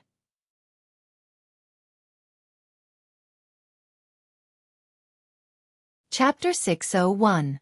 Before arranging Ma Zhou to work, he had to build a house for himself. However, Zhang Feng had other plans. He called Guzi and Zhuzi and said, You 2 take him to Zhengtufa first and tell him that I told him to watch this kid and build a house not far away. Wei Shuyu was stunned when she heard that. Everyone was also stunned. Fengzi, this is not right. Isn't everyone's residence at the foot of the mountain? How can he? Shoo. This is my territory. Wherever I say he lives there. Zhang Feng was so happy that flowers were blooming in his heart. Ma Zhou thought that this was a great thing. After all, he had seen those houses when he went up the mountain. At this time, when he saw that Zhang Feng asked him to build a house on the mountain, He hurriedly bowed again. After Ma Zhou and Guzi left, Zhang Feng instantly smiled. That smile of his was really annoying. It made people want to beat him up when they saw it. As soon as he entered the door, Li Shimin asked, "Kid, where did you arrange for him to go just now? You mean you want him to raise pigs?" Yes. Also, old Li, although you don't know him, I know him very well. In the past, he had been sending invitations to visit, but no one answered. That's why he reared horses for someone in Chang'an. He even worked as a page boy for 3 years. Tell me, is this person good at rearing pigs? And I can guarantee that as long as he comes in less than a year, the pigs will be raised better than others. A student of the academy, you actually want him to raise pigs. How embarrassing it would be if this were to spread out. Alas! Li Shimin sighed. How many students of the academy are here? Although there are many people building houses at the foot of the mountain, most of them look like commoners. What are you doing? Facing Li Shimin's question, Zhang Feng spread his hands. Only ghosts know. How long has it been? Apart from this Ma Zhou, we picked and selected more than 50 people from these refugees. This is really strange. Okay, I have something to do. I will go back and see what is going on. While talking, Li Shimin left. Zhang Feng was stunned. You don't want to eat? No, I just had a bowl of porridge and a chicken. Do you think I am a pig? Li Shimin was speechless. Okay, I won't see you out. Zhang Feng spread his hands. This godforsaken place was a mess, and it didn't look like a place to entertain people. Once it was done, he would find a good place to build a house for him. After they left, Wei Shuyu and the others sneaked into the wooden house. As soon as they entered the house, "Fengzi, you know that kid?" Know him? Not just know him. But it was not appropriate to say it now. Zhang Feng thought for a while and said, "I don't know him. But when I was wandering around Chang'an City, I heard of him. I didn't expect him to come." "No, Fengzi. What I mean is, does your family know that you are making things up for him? If he finds out, do you know how serious the consequences will be? And if this gets out, how can our academy continue to do business?" Zhang Feng glanced at Du Go. "Why do you want to go? Then go, I will get him back now." Du Go was speechless. He didn't want to be entangled in this matter. If this kid really wanted him to be a pig farmer, then there would be a lot of trouble. However, Du Go thought for a while and asked, "Well, it should be 10 days since the imperial edict was issued, right? No matter what, there should be some reaction. Why hasn't anyone come? Even if they walk, the people in Luozhou City who are nearby should have arrived long ago. Could it be that the effect of the imperial edict?" When Du Go said that, Wei Shuyu and Zhang Sun couldn't help but feel a little worried. "Fengzi, we are making a big fuss here. The news should have spread all over Chang'an City. Could it be that Guanlong's people are making trouble in the middle of the semester? Otherwise, why hasn't anyone come? We have to investigate this matter carefully. Otherwise, there will be a big problem." "What big problem? Didn't someone come today? We have to be patient. So what if no one comes? With a few of you and the 50 people outside, we can still make the academy prosperous." Zhang Feng didn't care. But to be honest, he was really worried. Now Ma Zhou was here. Where were Lai Ji, Sun Chuiyue, Gao Zhizhou, Wei Tongxian, Guo Zhengyi, Li Yifu, and Hao Chujun? Was there something wrong with the plot? Logically speaking, they were now in Luozhou City, which wasn't far from here. They should have heard and seen the imperial edict, right? Or was there really a problem with the way the imperial edict was opened? Zhang Feng couldn't help but feel a little uneasy. The more he thought about it, the more agitated he became. He simply stopped thinking about it. Damn it, maybe these people were all in the disaster and would only come back after the disaster. Zhang Feng could only comfort himself in this way. However, what he didn't know was that at this time, Guo Zhengyi and the others were looking in the direction of Chang'an and thinking about the same thing at the bank of a small river about 300 miles away from Chang'an.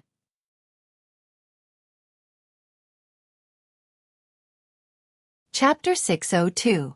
3 days. Another 3 days passed.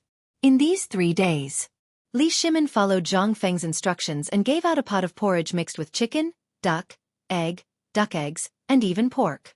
The food shortage in Chang and city finally stabilized. There was no other way. It was not that Li Shimin wanted to do this, but because of the food shortage in the city, the food supply in the city had also decreased sharply. Not only that, the number of deaths of chickens, ducks and pigs was also increasing day by day. There was no other way. Li Shimin could only open the granary and release the chickens and ducks. However, if this continued, although the famine problem could be temporarily solved, there would be problems in settling the people down. There was no other way. Li Shimin followed Zhang Feng's instructions and sent all these people to the Imperial Plantation or Longsho Mountain to reclaim the land and plant all the food that could be planted. He even encouraged the people to reclaim the land outside the city. At this point, the situation was slightly stabilized. This person. He was lazy. After solving the problem of food and clothing, the people's eyes were once again fixed on Shao Mountain. After all, what was the point of having enough to eat? The food shortage this time also let the people see hope and despair. Under such circumstances, the rich families basically suffered very little loss. Only the ordinary people like them had to overcome more and more difficulties and even worry about a meal every day. What was this? This was the disease of poverty. But what about Shao Mountain? The notices from before once again appeared before the eyes of the commoners. What was this? This was something that could help them improve and make a name for themselves. The locust plague also made them realize that the only way to make a name for themselves was to go to the academy. And this academy. They could only afford to go to this free White Deer College. At the same time. At this moment, everyone in the hall received the imperial edict.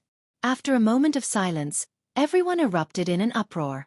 I want to go to Chang'an. I want to go to White Deer College. Let's go to White Deer College. This was the most common phrase he heard in these places. On the road to Chang'an, all of them were poor students carrying mattresses, riding stoves, or taking care of carriages. All of them were desperately rushing towards Chang'an. However, not all of them were able to come to White Deer Academy as they wished. For example, the pawn shop in Chang'an West City. At this moment, in front of a house in the Qian residence. It was filled with delicacies. Some were steaming hot, while others were covered in dust. A noblewoman was kneeling at the door, her voice hoarse from crying. Wanli, say something. You haven't eaten for 5 days. My son, if you want to go to the academy, your father has already prepared the qualification for you to go to the Imperial College. As long as you say the word, you can go at any time. Son, what's so good about White Deer College? Go and take a look. Go and listen. Those are the places where the children of the slaves' families go. Tell me, can we go there? Son, say something. Inside the room that was filled with wooden planks, there was still no sound. On the innermost beam of the room, a box of food was being hurriedly pulled up. On the roof tiles of the room, a youth said worriedly, Brother Wanli, you can't do this. Are you going to White Deer College or not? If you're not going, we'll leave first. I'll go, but how am I going to go out? I can't even get out of the door. When the youth on the roof heard this, he frowned and thought for a moment. Looking at Qian Wanli who was lying on the bed, he said, Why don't we use a diversion tactic tonight and get you out of here?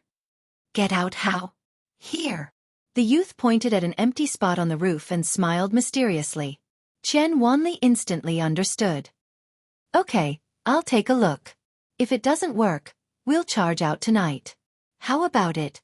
Okay. After the two of them agreed, the cries outside the door gradually weakened. However, the sobbing sounds were still at the door. Clearly, Madame Qian still hadn't left. Qian Wanli couldn't help but feel uneasy. However, for the sake of his ideals, he chose to ignore everyone for 5 days. But now, Mother, I'm fine. You can leave. I don't want to talk. Tell father that I'm not going to Imperial College. If he wants to go, let him go. I'm not going to White Deer College. I'm not going. Okay. You evil creature. Do you know that Lao Tzu spent almost half of his family's fortune for this qualification? Now you're telling me that you're not going? Our Qian family has really declined. Not coming out? Fine, then don't ever come out. All of you listen up. He's not eating. Why are you still sending food over? To waste food? If he doesn't eat, he'll feed the dogs and the victims outside. Master, he's your son. Outside the door, Qian Tong glared angrily at the door. When Madame Qian heard this, she hugged Qian Tong's leg and cried miserably. Do you really have a heart of stone? You're the only one. Do you really have the heart to let him starve to death at home? You won't even let him go out? Okay. If you don't open the door today, fine. Qian, then buy a straw mat and bury me with it. I don't want to live anymore. You! Qian Tong's vision turned black. He almost fainted. Listening to the mournful cries, he was extremely annoyed. He threw out a key from his embroidered robe and shouted angrily with his hands behind his back. Get out! Go wherever you want. Lao Tzu doesn't care.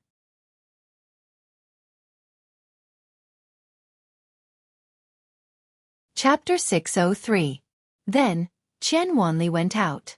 Some of the rich young masters in Chang'an City started to make their move. They were not as stubborn as the children of those officials. Those stubborn people were truly stubborn. However, they had disappeared overnight. After hearing that the 4 great demon kings had pulled in strong men, these people became well-behaved and did not dare to go out. Now, these rich young masters finally dared to come out. However, they only dared to wander around the streets. How could they inherit those stubborn positions? Forget it. Ever since the 4 demon kings broke the legs of a stubborn young master who wanted to climb up the ranks, no one dared to do it again. This was not something a human would do. That young master was the only son of a 5th-rank official. Even so, no one had heard of him standing up for his family. No one except Ai dared to mention this matter. It was not that they did not want to, but they did not dare to. However, during this period of time, Chang'an City had calmed down. But the famine had also come. However, as the famine spread, the eyes of these rich young masters were once again fixed on the academy in Shao Mountain. They knew that even if they went to the Imperial College, they would not have a chance to stand out. This was because in this F***-up era, those who could get into high school were basically those who had connections. Them? Were they worthy? However, this Shao Shan Academy was different. It even taught them how to do business. If they learned well, they could even work in important institutions like the Ministry of Works. What was this? This was a free lunch from the sky. If it was someone else who said this, they would definitely slap their mouths. However, this was an imperial edict. An imperial edict. And the person who issued the imperial edict was none other than that street bum in Tonghui Lane, a lazy man called Zhang Feng. However, before this, he had opened some Chang'an University in Chang'an. However, that place. Now, it was a bunch of stubborn people. This could not help but make people think. How could an academy opened by a street bum be taken seriously? This was the reason why everyone was hesitant. However, as Qian Wanli walked out of the residence in a high-profile manner, he raised his arms and shouted, Lao Tzu wants to go to White Deer College. This time, the rich young masters in Chang'an City could not sit still. This was like a signal light. It even caused a series of shocks in Chang'an City. At this moment, the Chief Justice of the Supreme Court, this was an official position that was neither salty nor light. Although this position was usually not important, it was one of the few authoritative departments in the Tang dynasty, which was equivalent to the judges of the later generations. It was one of the rare cases with the highest rating, and it was a direct trial. At this time, on a bed in Zhao Yuxing's house, Zhang Gang's face was red as he held a notice. He stared at a middle-aged man and pleaded, Father, please let me go. Although my body is damaged, but I am your son. Can you bear to see your son being crippled by a stubborn person? Now, White Deer College is your son's last hope. I heard that Dr. Sun, Mr. Sun Simiao, is on Shao Mountain. And I don't want to lie here for the rest of my life. I want to go to the academy. Aren't Chen Tiniu and the others at Chang'an University? I want to go to White Deer College. I want to take the Jinshe exam. I want to use my strength to kill them and take revenge for me. Zhao Gang's voice was very hoarse. He was far from being as elegant as before. Even his handsome face was full of vicissitudes and fatigue. His face was full of stubble. Although he was less than 20 years old, he looked at least 30 years old. At this moment, his emotions were very calm and cold. His hand stubbornly grabbed Zhao Yuxing's robe. Under the bed, Zhao Gang's 12 concubines were also kneeling on the ground, trembling. Together with Zhao Gang's biological mother, they were begging Zhao Yusheng. Gang Zi, it's not that I don't want to promise you, but if you do this, how can I be at ease? Also, remember this grudge clearly. It's best if you forget it. Otherwise, it won't be just you. You'll implicate the entire Zhao family. Do you understand? In fact, they all knew the true identity of Chen Tinyu and the others. However, at this moment, Zhao Gang was blinded by hatred. He didn't care about the consequences at all. He only wanted revenge.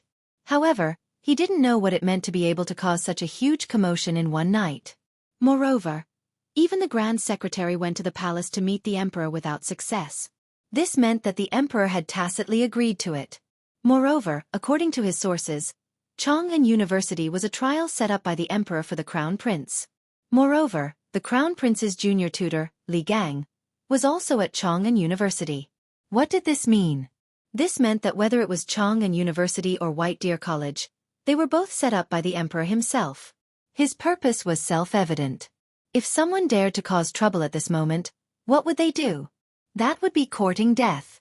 Therefore, Zhao Yusheng didn't dare to use the entire Zhao family as a stake to avenge his son.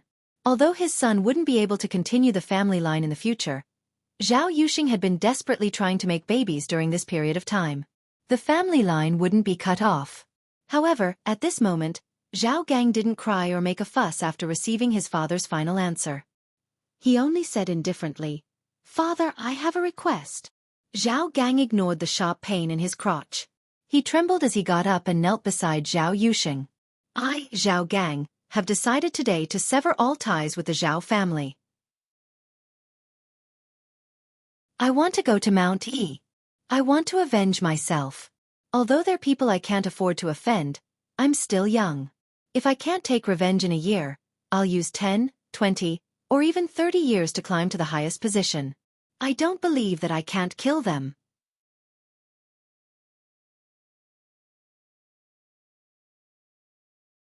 Chapter 604. Zhao Yusheng knew that his son had been spoiled since he was a child. But what could he do now? There was really no way for him to take revenge. If he were to force himself to take revenge, then he would definitely. At this moment, Zhao Gang gave Zhao Yusheng a terrifying feeling. "Master, are you willing to see your only son degenerate like this?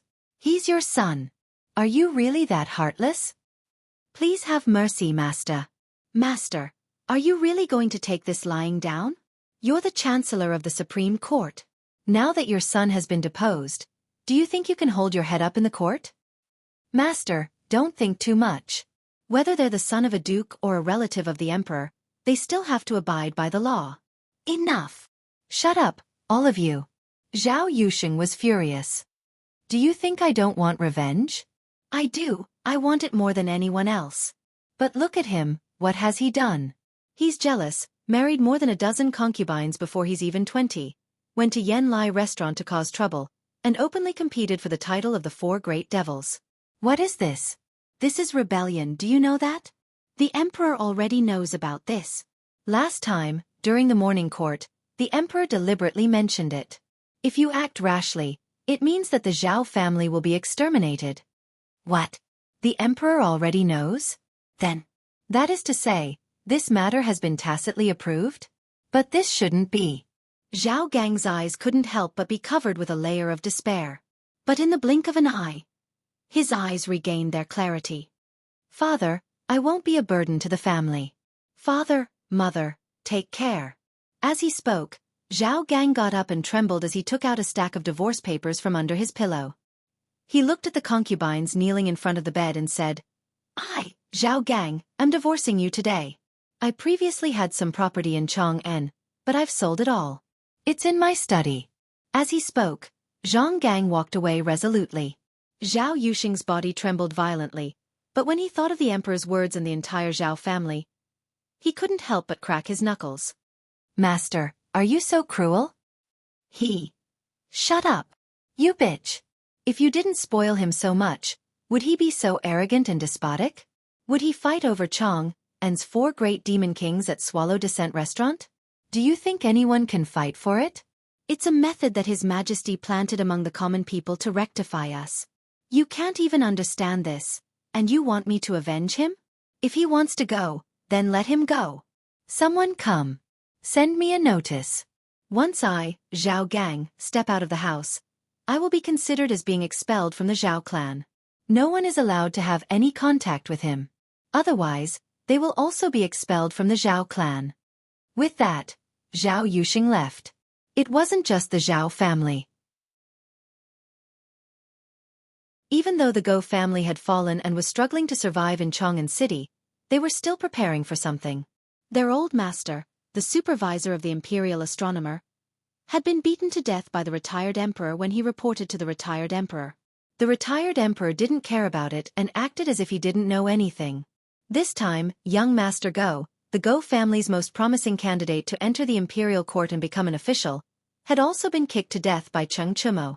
After lying low for a while and seeing that the Zhao clan hadn't stepped forward, the Go family met White Deer College again and held a family meeting. Basically, everyone from the Go family was there. They were doing this for no other reason than because young Master Go had been making noises about going to White Deer Academy after he received a letter from Zhao Gang. This was a big deal. Even though young Master Go would no longer be able to do that in the future, this still allowed him to settle down and study poetry. This was a good thing. Moreover, with his current crippled body, he definitely wouldn't be able to enter the Imperial College and other ordinary academies. That was why today was happening. Everyone, you are all elders of the Go family. Our Go family has been developing since the Han Dynasty. Although we have fallen, we have also been glorious. However, today, our Go family is covered in dust. In the Go family's ancestral hall, a white-haired old man holding a walking stick looked at the pale-faced young Master Go and said, "Today, although the clan leader has passed away in humiliation, this dog of an emperor doesn't care and has once again encountered Hui Er's humiliation." What is this? This is a disaster for our Go family. We didn't stand on the right side. However, this is nothing. Our Go family still has hope. As he spoke, the old man pointed at young Master Go, Go Yuhui, and said, "You all know that Hui has been sharp and intelligent since he was young. Although he was wrong this time, I went to the Life Transformation Temple to beg the Master. The Master only gave me one sentence. Nirvana rebirth." What? Nirvana? What does that mean? Could it be that our Go family will? The old man gestured with his hands and said, "Today, you all know why I brought you here." Right now, Hui wants to go to White Deer College. Our enemies are all stubbornly gathered at Chang'an University. This is our chance. As long as Hui can pass the imperial examination within 3 years, everything that has happened to our Go family will be resolved. Even our grievances will be exposed. After all, the dog of an emperor once said that whoever passes the imperial examination will be granted a wish. This is our Go family's chance at survival. Even if we can't take revenge, our Go family won't lose our influence in the imperial court. Do you all agree to Hui going to White Deer College in Mount Shao?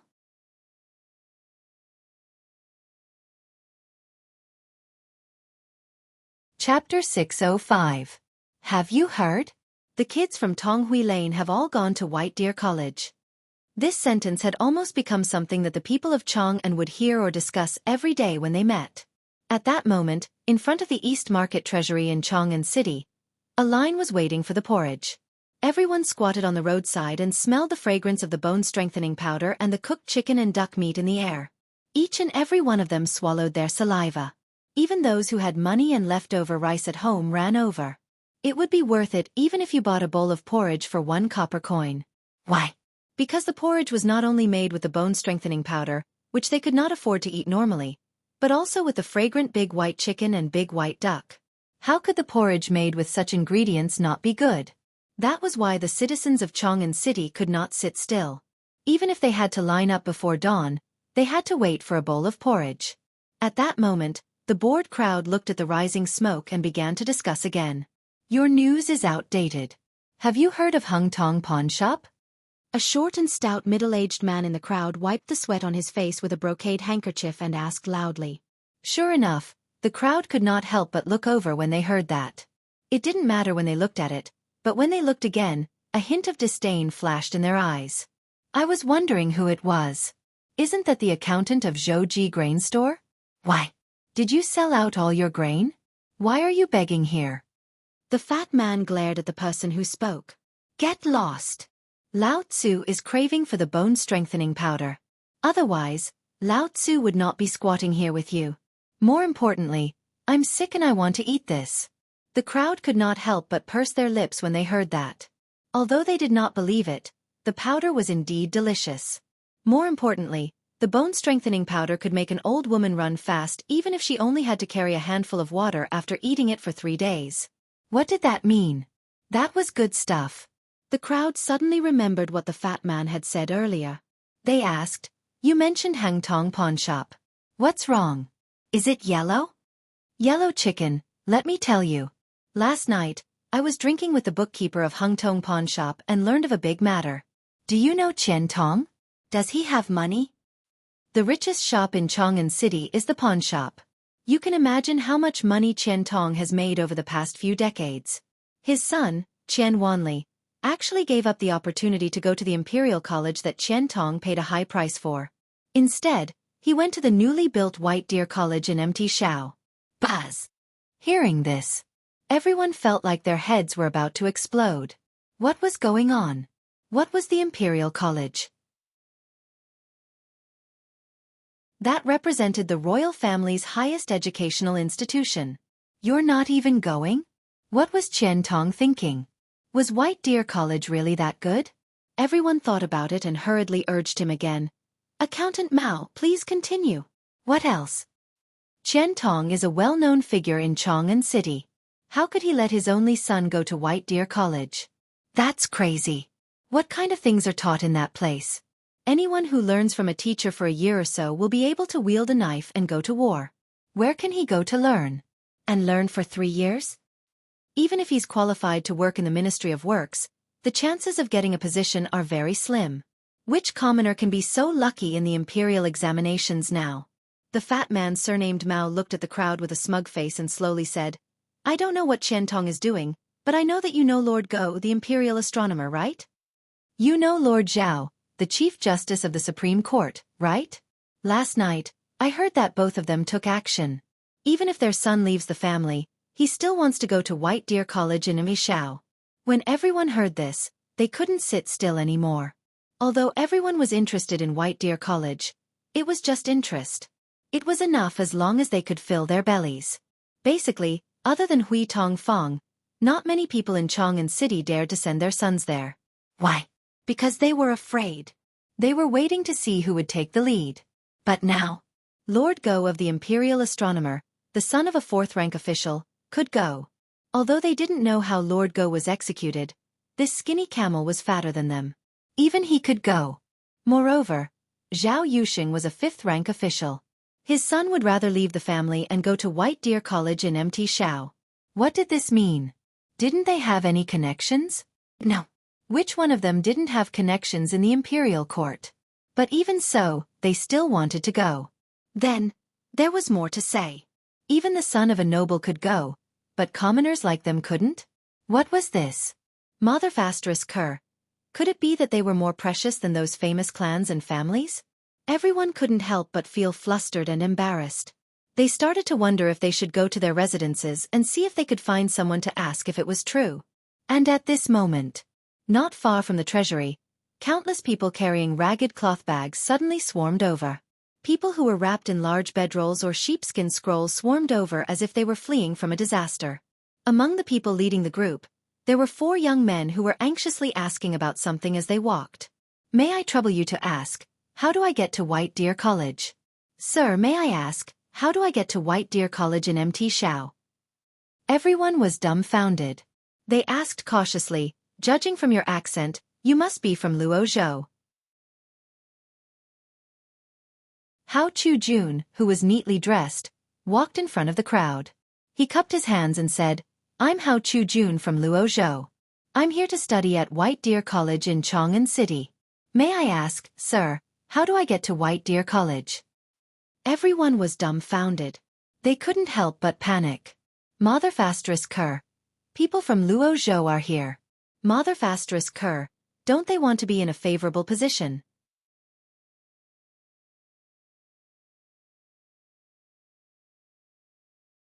Chapter 606. Everyone could not sit still.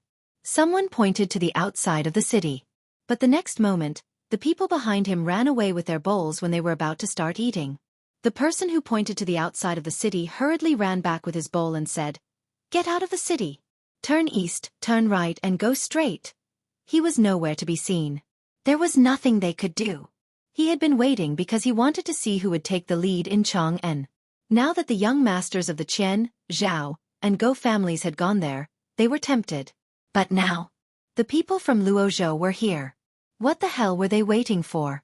Were they waiting for White Deer College to put up a sign saying that they had enough people and were not recruiting? Were they going to ask for help? F***CK.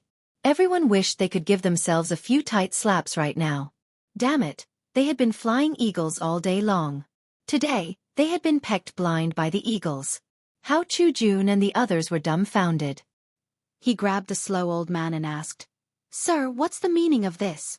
Why did they run away?" "Them. They were full and saw that you were hungry, so they made room for you." "They were full? Wasn't the vault not open to give out porridge? How could they be full?" Hao Chu-jun, Lai Ji, and the others looked at each other suspiciously. Then they put down their bags and squatted by the roadside to give out porridge. It was not that they could not afford it. It was that where could they buy it along the way? Now, they could not even buy a bite of food with money. They had not touched their travel expenses along the way. They were so hungry that they felt dizzy. When they arrived in Chang'an City, they heard that the porridge in the vault not only contained bone-strengthening powder, but also chicken and duck. One bowl of porridge could last them 3 days. That was why they hurried over. They wanted to buy a bowl of rice. They had eaten bark and grass along the way. Their mouths were full of the smell of bark. If they went up the mountain like this, how could they have the face to read the sage books when they met their teacher? "Open the porridge." At this moment, a sound rang out as the door of the treasury slowly opened. Waves of enticing fragrance made the several hundred students from Luozhou temporarily forget about the sage books that they were craving for. They took the bowls and rushed to the treasury. At this moment, Li Yifu hurriedly shouted from behind the crowd, "Hao Chu-jun! Lai Ji, something happened." "Hao Chu-jun, Lai Ji, come out quickly. Stop eating porridge, something big has happened." But there were too many people, and everyone was so hungry that no one cared about Li Yifu's shouts. Li Yifu didn't care anymore. She tossed the bowl in her hand to Gao Zhizhou and managed to get a bowl of porridge from the crowd. After everyone was full, Hao Chu-jun smacked his lips and said, "This legendary bone-strengthening powder really has a different taste." "Oh right, Mansion. Why did you call for me just now?" Li Yifu ate the last drop of porridge in the bowl with a spoon, then rubbed his belly and said, "Those bastards, do you really think they're giving us space?" They went back and dragged their families to Shao Mountain. Hearing this, in an instant, the several hundred youths who were still commenting on this bowl of porridge abruptly stopped talking. Everyone was stunned. The next moment, someone in the crowd shouted angrily and smashed the bowl in his hand. He shouted angrily, "Bastards! He's really king bastard. Let's go, damn it, we can't fall behind when we go to Shao Mountain. Damn it, let's go." The next moment, under the astonished gaze of Zhong Guan, who was distributing porridge in the treasury, the several youths who looked like refugees all smashed the bowls in their hands and scampered away. Only the remains of the bowls were left on the ground. What's going on? The few workers in charge of distributing porridge were stupefied. I heard that they were going to Shao Mountain? They looked at each other. The next moment, everyone was shocked. White Deer College. They were going to White Deer College? Hundreds of people from Luozhou were going to White Deer College? Not good. Boss, I'll take a leave of absence and bring my son to White Deer College. I'll take a leave of absence too. Me too. An official was holding a pen in his hand and was recording the distribution of porridge and the sales of porridge today. He didn't even notice that the ink on the tip of the pen had dripped onto the paper, creating a large blooming ink flower. He was staring blankly at the people who left in a hurry. What was wrong with these people? Shao Mountain. White Deer College. What were these people? Were these people crazy? However, the next moment, he couldn't help but think of something that he had forgotten. It was an imperial edict before the famine started. It seemed like the White Deer Academy was written on the Imperial Edict. It seemed that these people were talking about White Deer College the most recently. Wasn't no one going? What was going on? Were they having a stroke? Why were so many people going? When he thought of this, he suddenly had a bad premonition. He slapped his thigh and shouted, "Not good. Someone, quickly report this to Elder Fong." However, other than the crows of the roosters and the high-pitched cries of the ducks, his voice could only be heard in this empty treasury. There were only the sounds of bubbles boiling in the pot and popping in the congee. He was stunned for a moment before he came back to his senses. There wasn't a single person around him. He was so angry that he threw away the pen in his hand and said fiercely, "People, are they all dead? No one is going. Lao Tzu is going himself."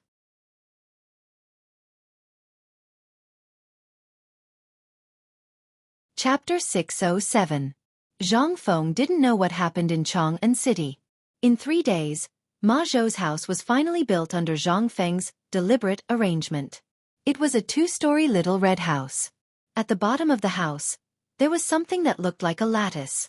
The lattice was not big, only about 10 square feet. The fences of each lattice only reached the height of a person's chest. Inside, there was a water trough, a food trough, and a door. However, there were dozens of such things. It could be seen how big Ma Zhou's house was under Zhang Feng's deliberate arrangement. The second floor was for living. Ma Zhou knew that one was for sleeping.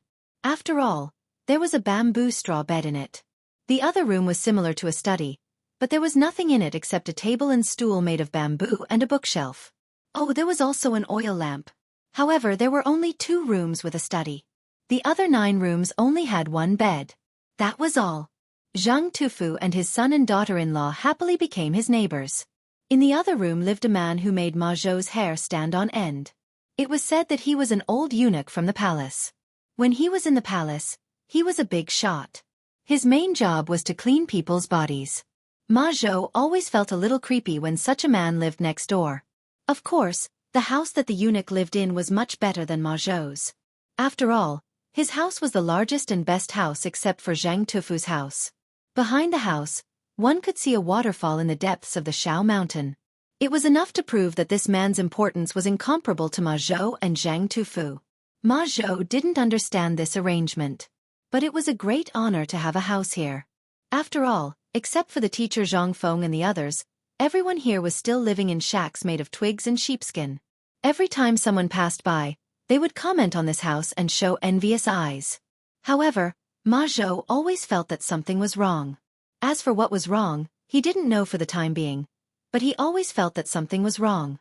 At this moment, just as Ma Zhou placed his few books on the bookshelf and covered his bed with a layer of dried straw, Zhang Feng walked into Ma Zhou's room with a blanket in his arms under the envious gazes of Zhang Tufu and his family. Seeing this, Ma Zhou hurriedly stood up and bowed. Student Ma Zhou pays respect to teacher. Ma Zhou, are you satisfied with this house? Time was tight, so I didn't have time to paint it. Once Li Gan is done with his work, I'll personally ask him to bring someone to paint it for you. Then, I'll add some furniture for you. That's how a house should look like. But now the conditions on the mountain are limited, so you have to bear with it for a while. When Ma Zhou heard this, he instantly teared up. Thank you, teacher, for your kindness. What virtue and ability does Ma Zhou have to deserve such kindness from teacher? Ma Zhou is really terrified. Ha ha ha, it's fine, it's fine. Zhang Feng rubbed his hands. Since you're free, I have something to tell you. Zhang Feng pointed to the floor and said, Do you know what's under here? Ma Zhou shook his head in puzzlement. The architecture here was simply inconceivable. How would he know what those circles below were? Although he had a rough idea that this was not a place for humans to live in, he had no idea what it was used for. He hurriedly bowed and said, I'm willing to listen to teacher's teachings. Zhang Feng was speechless. But what he liked about Ma Zhou was his vigor. It was more convenient to use him like this. When they arrived at Shao Mountain, Zhang Feng had basically prepared everything that he could think of for Ma Zhou. This made Li Changqian and the others jealous. But Zhang Feng only said one sentence. They could either have the house as a gift, but there was a condition, and that was that they had to rear pigs. When they heard this, each of them ran away faster than the other. They did not even dare to look at Zhang Feng. Zhang Feng gathered his thoughts and looked at Ma Zhou up and down. Then he said, I heard that you've been in Chang'an for 5 years? Why didn't you participate in the last imperial examination? Ma Zhou's eyes darkened when he heard this, but he did not dare to not answer. He said, Teacher, you need to send your name to the imperial examination. Before I met Teacher, I sent my name to all the places in Chang'an that I could send my name to, but I heard that you raised horses? Zhang Feng did not want to listen to his long-winded words and asked directly. Zhang Feng already knew about this. Ma Zhou's face turned pale when he heard this. He said helplessly, Yes, I did. It was all for my livelihood and to buy a book. I had no choice but to do this. Good, very good. Raising horses is good. Ma Zhou's expression froze. Raising horses is good? How is it good? If it was not for the handwritten authentic work of the former great scholar Chen, would he lower himself to feed horses? This was a humiliation to the literati. He did not understand what Zhang Feng wanted to say. What was the connection between this and the small enclosure below? He could only bow and wait quietly. When Zhang Feng saw this, he patted Ma Zhou's shoulder and said, When I saw you for the first time, I knew that you and I were fated to meet. So now, I have an important matter that I want to entrust to you. Are you willing to do it?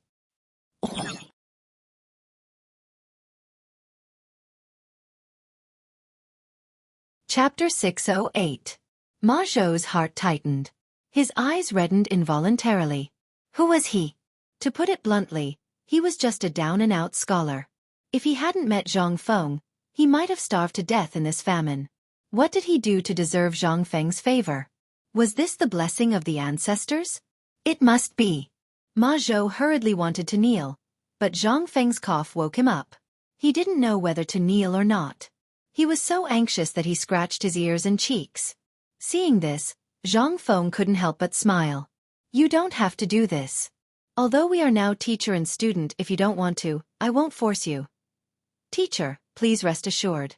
No matter what, I'm indebted to you for accepting me as your disciple. I will go through fire and water to repay you. Good, good, good. I'm relieved to hear your words. Zhang Feng rubbed his hands and narrowed his eyes into slits. He pulled Ma Zhou to sit on the bed beside him and said, Let me tell you something first. What does the Tang dynasty need the most now? Food. Ma Zhou didn't even think about it. Zhang Feng asked again. Then why do we study? Why? Ma Zhou couldn't help but be silent for a moment before he said, If it were before, it would be to pass the imperial examinations and enter the official career to serve the Tang dynasty. What about now? Zhang Feng asked again. Ma Zhou was silent for a while before he said, To save the people from water and fire. Now the Tang dynasty has experienced countless disasters since the founding of the country. Now we are facing drought, locusts, and famine again. Although the wise emperor of the Tang dynasty has set up the cooperative that is beneficial to the people, and you have also made beer. You took the wheat that sprouted from the poor people. In the eyes of others, you may be the kind of bodhisattva who saves people from suffering, but more people say you are a prodigal. But I think if everyone in the world could be like you, there wouldn't be disasters in the world. Zhang Feng was delighted to hear that. Although he really didn't want to listen to flattery. However, he still felt extremely comfortable when Ma Zhou flattered him. Zhang Feng signaled Ma Zhou to continue. Ma Zhou then said, Actually, all of this was foreseeable. While everyone was working behind closed doors, the teacher put in 20,000 dawn of grain to suppress the price of grain. This forced the imperial court to lower the price of grain. What is this? This is carelessness. This is also what we need. But in the Tang dynasty, basically out of 10 people, 10 of them are rough men who can't read big words. What's this? This was a crisis. If a country can't even popularize the most basic things, it's extremely dangerous. This is also why I thought about it for 3 days after I saw the imperial edict. Why did the teacher do such an unprecedented thing? Free. Confucius once said in his book that one should not receive a reward for nothing, let alone knowledge. This is what I've been most confused about recently. Although I have a general idea after reading the contents of the imperial edict and seeing what happened on the mountain in the past few days. Zhang Feng interrupted Ma Zhou and asked, You are right. Although my academy doesn't charge money, it is a little. However, I have a condition. Do you understand now? Ma Zhou nodded. This is also why I admire you the most. You use labor to replace labor. Although we don't charge money, we use another method to make up for it. However, this is only useful in the beginning. If we wait until Mount E is built, then this method will be. Zhang Feng waved his hand and said with a smile, You are very good. There are not many people who can think of this now. Even Chen Tiniu and the others pestered me for several days because of this. I didn't expect you to be enlightened. In fact, this is also our task. You're right. How can we free these poor commoners from their poverty? On one hand, we need the government to be benevolent. On the other hand, we need people like us to perfect it and then give it back to the commoners. This is also what Confucius taught us. I once saw a sentence in an ancient book. It is better to teach people to fish than to give them fish. This is my original intention of establishing this academy. Do you understand now? Ma Zhou could not help but be shocked. Although he couldn't figure out where this sentence came from no matter how hard he racked his brain, the impact this sentence had on him, and what Zhang Feng was doing now really opened a door to him that he had never touched before. Ma Zhou could not help but tidy up his clothes and bow respectfully. I understand. Zhang Feng saw that the time was ripe and said, So I will tell you one more thing. Teacher, please speak. I intend to hand over the matter of rearing pigs to you. They are the economic pillar of White Deer College. Are you willing to take over this heavy responsibility? Ma Zhou was dumbfounded. After talking so much, all she wanted was for him to raise pigs? At this moment, Zhang Feng added, Don't worry. Every one of them who wants to study here will have a different task. This task will ultimately affect your academic credits. However, I can guarantee that after 3 years, no matter what, I will recommend you to the Ministry of Administration. Are you willing? What could Ma Zhou say? He could only bow hurriedly. I will listen to teacher's instructions.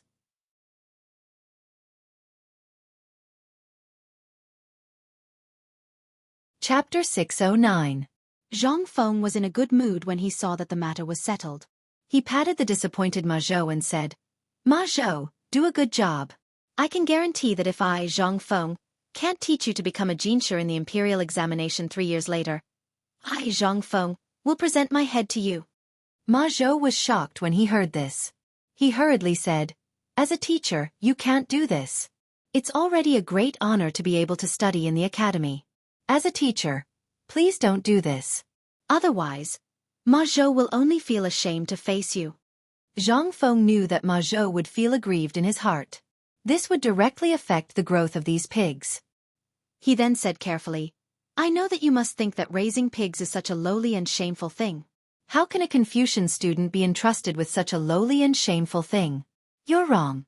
If it's an ordinary pig, I naturally won't let any of you touch it. Even if you want to raise it, I will drive you out. But this is different.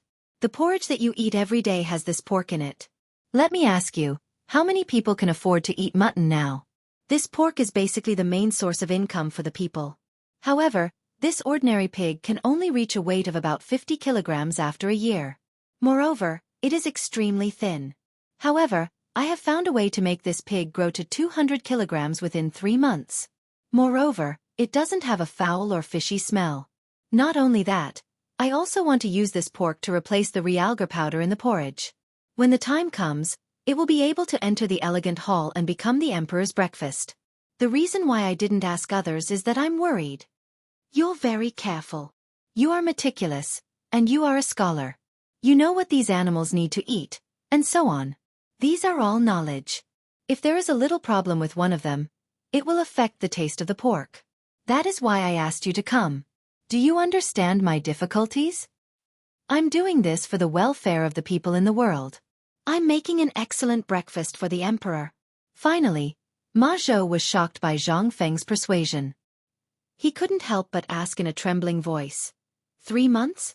200 catties? And it doesn't have a foul or fishy smell. This is something prepared for the emperor? For the welfare of the people in the world. Yes. Zhang Feng continued to tempt him. Think about it. Isn't this what the sages said? Bow your head and be willing to be an ox. frown and be pointed at by thousands of people? Zhang Feng's famous sentence erupted once again. He didn't care if Ma Zhou could understand him or not. In any case, he just said whatever he wanted to say. The flesh on Ma Zhou's face trembled as he spoke. He was abnormally excited. What is this? This was a teacher imparting moral principles. This was something that could never be learned from books, poems, etiquette, or the book of songs.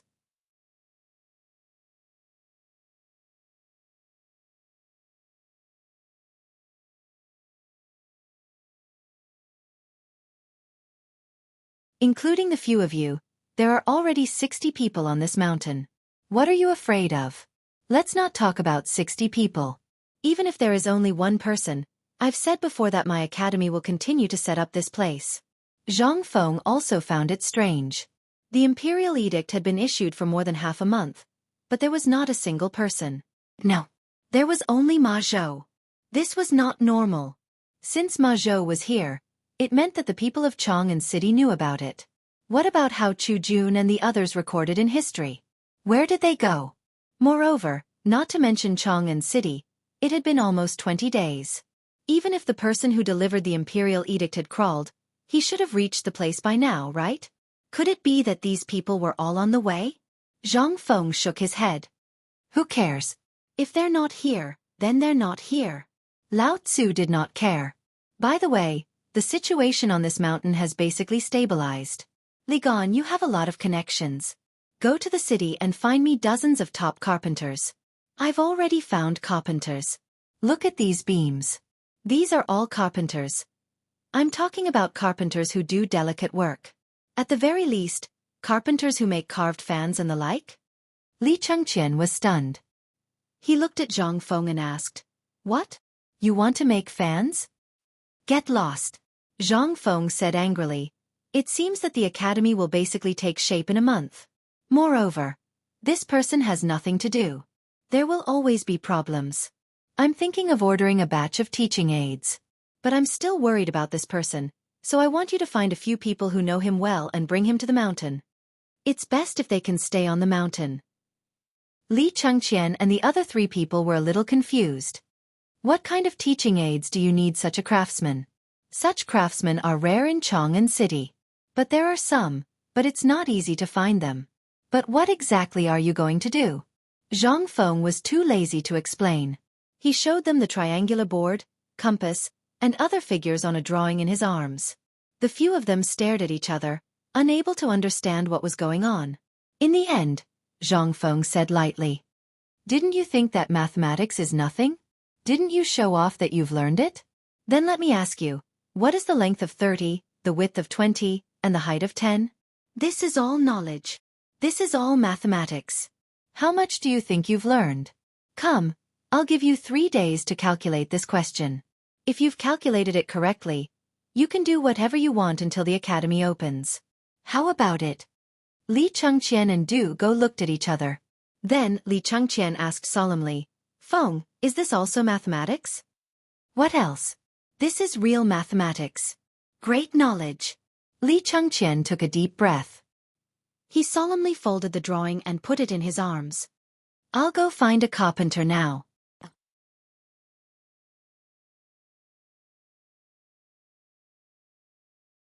Chapter 6:11. The reason why Li Chengqian left in a hurry without asking any questions was because he suddenly realized that the teaching tools Zhang Feng was going to make this time were the real skills he wanted to impart to them. Even the multiplication table and division table that he had mentioned before, what were those? Li Chengqian's intuition told him that it was a calculation method about the area. However, he was speechless when he was asked such a simple question. What kind of calculation method was this? In the past, when they calculated this kind of thing, they basically used steps and prints. But now, Li Chengqian's intuition told him that this thing, which he had never seen before, was a good thing. Although he didn't know what Zhang Feng was going to do this time, he still had to prepare these things. After all, although there might not be anyone coming, what if someone came? As soon as he went down the mountain, Li Chengqian hurried to the Ministry of Works. The Ministry of Works was a place where all kinds of strange and obscene skills were gathered. Basically, everyone who could enter the Ministry of Works was the best in the Tang dynasty. The The Ministry of Works was undoubtedly the place to find such skilled people. However, before Li Changqian entered Chang'an City on a fast horse, he was suddenly shocked by what he saw in front of him. At the city gate, countless people were rushing out of the city. Those people looked as if something terrible had happened in the city and wanted to escape. Li Changqian had never seen such a scene. Even when the Turks were about to enter the Wei River, the people of Chang'an City didn't look like this. What was going on? However, Li Changqian made way for the public road. After careful observation, he found that these people had one thing in common. They were young. Most of them were young. Some of them were wearing shabby clothes, and some were wearing luxurious clothes. Li Changqian even picked up a few stubborn people who used to wander around Chang'an City under the alias of Li Changqian. Li Changqian couldn't help but stop them and ask, "Where are you going?" Those stubborn people turned out to be Li Changqian. They were a little surprised. "Brother Li, aren't you at Chang'an University? Why are you out of the city?" Li Changqian couldn't be bothered to explain. He pointed at the crowd and asked, "What are these people going to do? What happened in Chang'an City? What happened?" They looked at each other and said in surprise, "You don't know about this?" Li Changqian was also anxious. "What do I know? You really don't know?" They were even more surprised. Basically, everyone in Chang'an City who could understand human language knew about this matter. How could this guy not know about it? Were they still the former 4 great demon kings? Holy shit! What was going on? Strange expressions appeared on their faces. One of the youths came to Li Changqian's side and whispered into his ear, "Are you sure you don't know?" Li Changqian was also anxious. "If I knew, would I need to ask you?"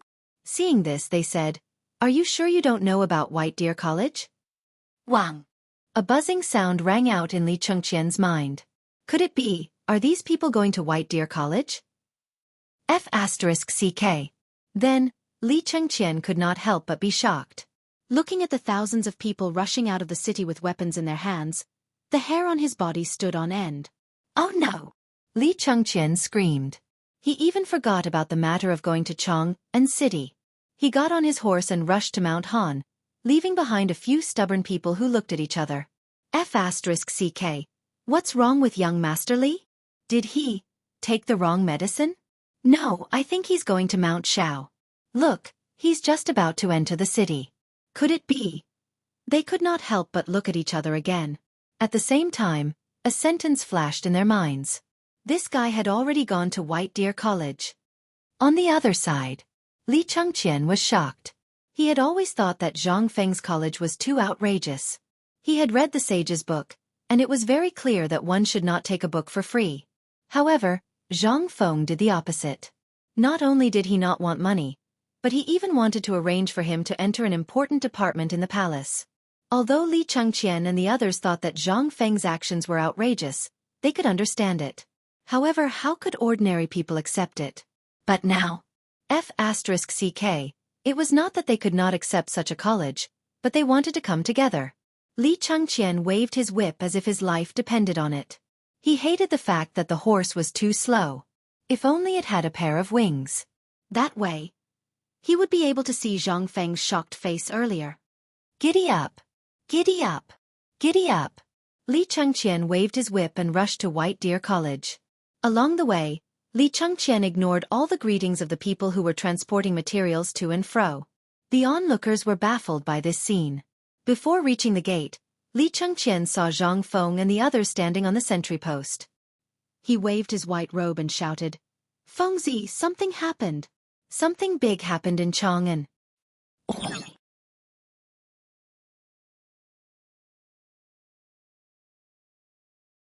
Chapter 6:12. Zhang Feng, who was arguing with Cheng Chumo and the others about the importance of cement, wondered if he was playing the lute to a cow. And at this moment, Li Changqian's voice at the foot of the mountain saved his life. How could you explain this to a few uncouth men and a monk? This was F***King Fatal. Li Changqian was simply a great savior. Before Zhang Feng could thank Li Changqian silently in his heart, his next sentence scared Zhang Feng so much that his legs went soft. The few of them were basically in the same situation. They anxiously leaned on the railing of the sentry post and looked at Li Changqian at the foot of the mountain in the distance. They shouted, What happened? However, the distance was too far, and Zhang Feng's lung capacity was not enough. Once he shouted, he felt suffocated and dizzy. Zhang Feng hurriedly grabbed Cheng Chimo. Tainyo shout. Ask what happened. What happened? Zhang Feng was not worried about anything else. He was only worried about his small pub and the brewery. Especially the basement that he dug. It was filled with money that he had saved up. There was also a book of 300 poems of the Tang dynasty that he had prepared to write to show off. If that place was destroyed by thieves, he would lose a lot of money. That was what he had prepared to present to the emperor when he entered the imperial court. He would use it to show off. The other one was the winery next to the tavern. Now that most of the workers in Tonghui Fong had left, the workers there had been replaced by old Li's men. Although the sprouted wheat stored in the winery had been dried and stored to be used for brewing wine, it was still edible at a time like this where diseases were everywhere. If someone who was starving went to get it for him, that was basically the same as cutting off his only source of income. Seeing Zhang Feng begging, Cheng Chimo finally cleared his throat and shouted, "Young Master Li, Fengzi asked you what happened. Is there something wrong with the tavern?"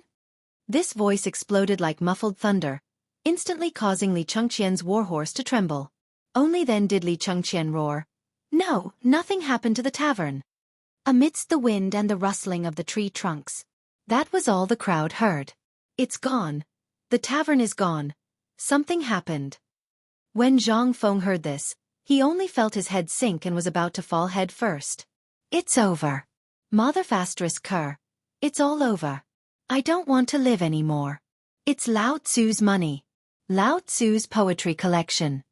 Fortunately, Wei Shuyu and the others were skilled.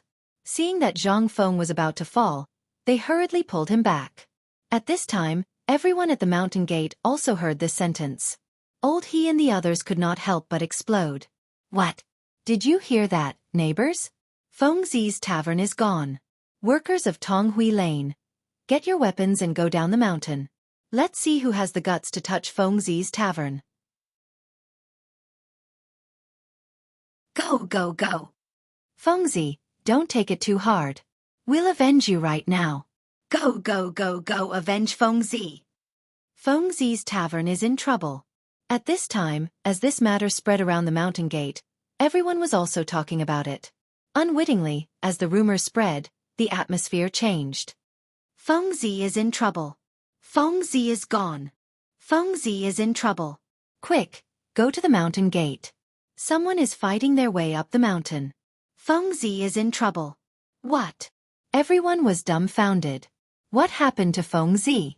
However, in the next moment, the people who were working at the construction site were furious. If it were not for Zhang Feng, how would they be able to eat their fill? If it were not for Zhang Feng, they would have starved to death. If it were not for Zhang Feng, how would their son have the chance to enter the school? If it were not for Zhang Feng, how would they be able to find a way to survive in this year of disaster? But damn it, someone dared to cause trouble? Brothers, Fengzi has given away his entire family fortune for us. Now, someone wants to kill Fengzi. What is this? This is destroying our way of survival. I can't stand it. Let's go kill him. No matter who it is, if he dares to touch Fengzi, he will be my enemy for life. Let's go, let's beat him to death. At this moment, at the back of the mountain, which was the pig farm in the call of Shao Mountain, Zhang Tufu and his son, as well as Ma Zhou, were squatting on the ground, watching the old eunuch Old Gao sharpen a strangely shaped knife while explaining the techniques of pig slaughtering. At this moment, the dog suddenly rushed over. Oh no, something happened. Brother Fengzi is in trouble. The few of them heard that. They were instantly shocked. What? What's going on? Dog, what happened to Fengzi? The few of them hurriedly asked. Zhang Tufu picked up the butcher's knife and rushed to the dog. He shouted angrily, "What happened to Fengzi? Give me a clear explanation." The dog was also scared out of his wits. He hurriedly said in a trembling voice, "I just heard at the construction site that something happened to Fengzi at the entrance of the mountain. I heard that he was..." What? Zhang Tufu was shocked when he heard that. Damn it, who dares to touch Fengzi? Lao Tzu will not let him off. While shouting, Zhang Tufu hurriedly rushed out of the mountain gate with the butcher's knife.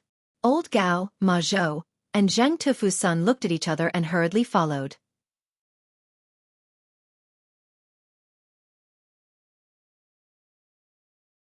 Chapter 6:13. Mount Tai was not big. However, the news spread very quickly. As time passed, everyone knew one thing. Zhang Feng was killed. How could that be? Who the hell dared to cut off their livelihood? If it wasn't for Zhang Feng opening up the food supply, most of the people here would probably starve to death or become beggars by the city gate. However, since Zhang Feng suppressed the food price, not only could they fill their stomachs, but they also had meat to eat for every meal. They also had jobs. If they did well, they could even earn a little money. Although the money was not much, at least it could get them through this disaster year. However, who had the guts to touch Zhang Feng now? Therefore, regardless of whether it was a 65-year-old man or a 12-year-old child, the stones on the mountain were free anyway.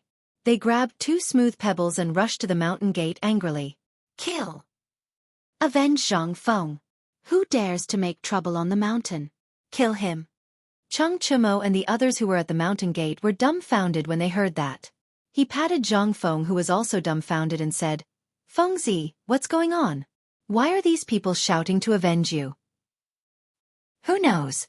Zhang Feng was also dumbfounded. Looking at the angry crowd running over, he had no choice but to stand on the big cart at the mountain gate and shout, What's going on?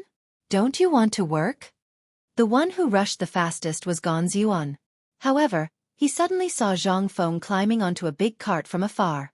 He could not help but slam on the brakes and spread his arms to stop the crowd. Only then did he stop 3 feet away from Zhang Feng and the others. At this moment, everyone saw Zhang Feng. They could not help but look at each other. What's going on? What's going on? Didn't Fengzi say something happened? Could it be? Is it a ghost? Is Fengzi really dead? Everyone was dumbfounded. When Zhang Feng heard this, he was in a bad mood. Who the hell said I'm dead? Who's the one with the rotten mouth who said I'm dead? Zhang Feng was trembling with anger. As more and more people rushed over, after seeing Zhang Feng's appearance, even the women and children directly knelt on the ground and wailed. Oh my God! What a good person! Which damned bastard came to harm him? My mother! Avenge Fengzi! Look, Fengzi was worried about the academy even when he died for us and for our children. Take revenge. I must take revenge. I want revenge. Seeing that everyone was crying and saying such things, how could Zhang Feng not know that there was a problem? However, he didn't know where the problem was for the time being. However, did this have anything to do with Li Gan's words? Holy shit. It was over. What the F***CK? Stop.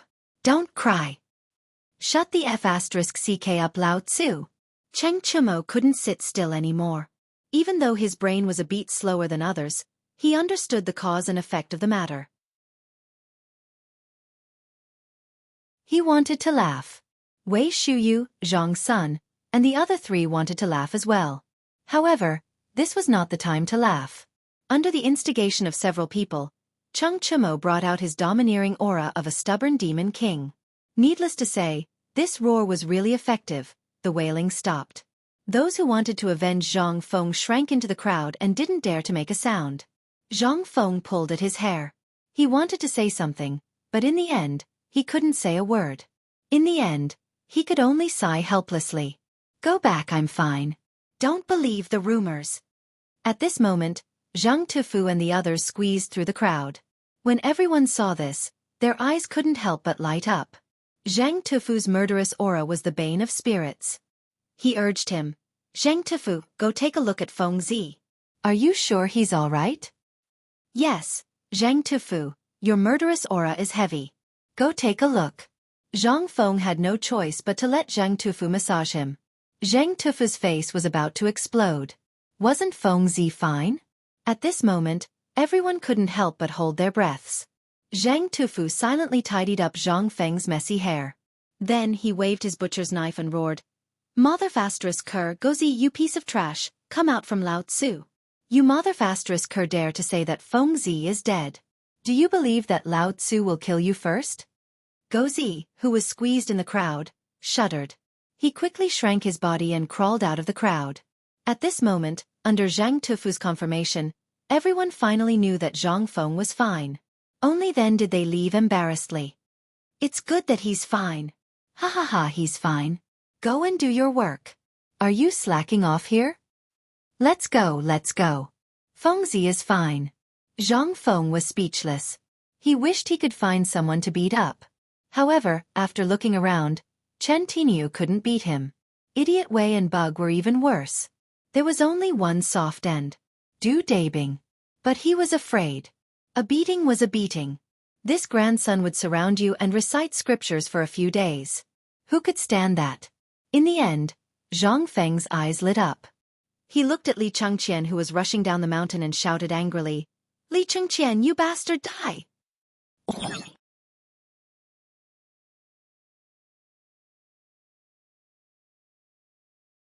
Chapter 6:14.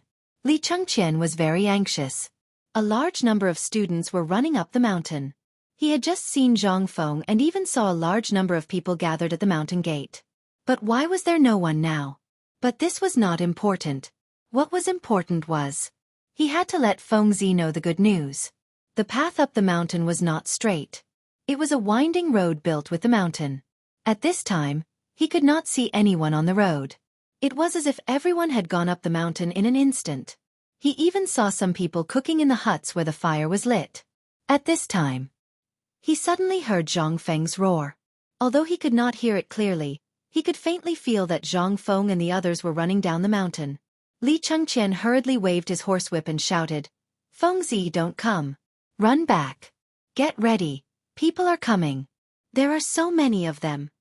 But in the forest, especially in the windy forest, the meaning of these words was different.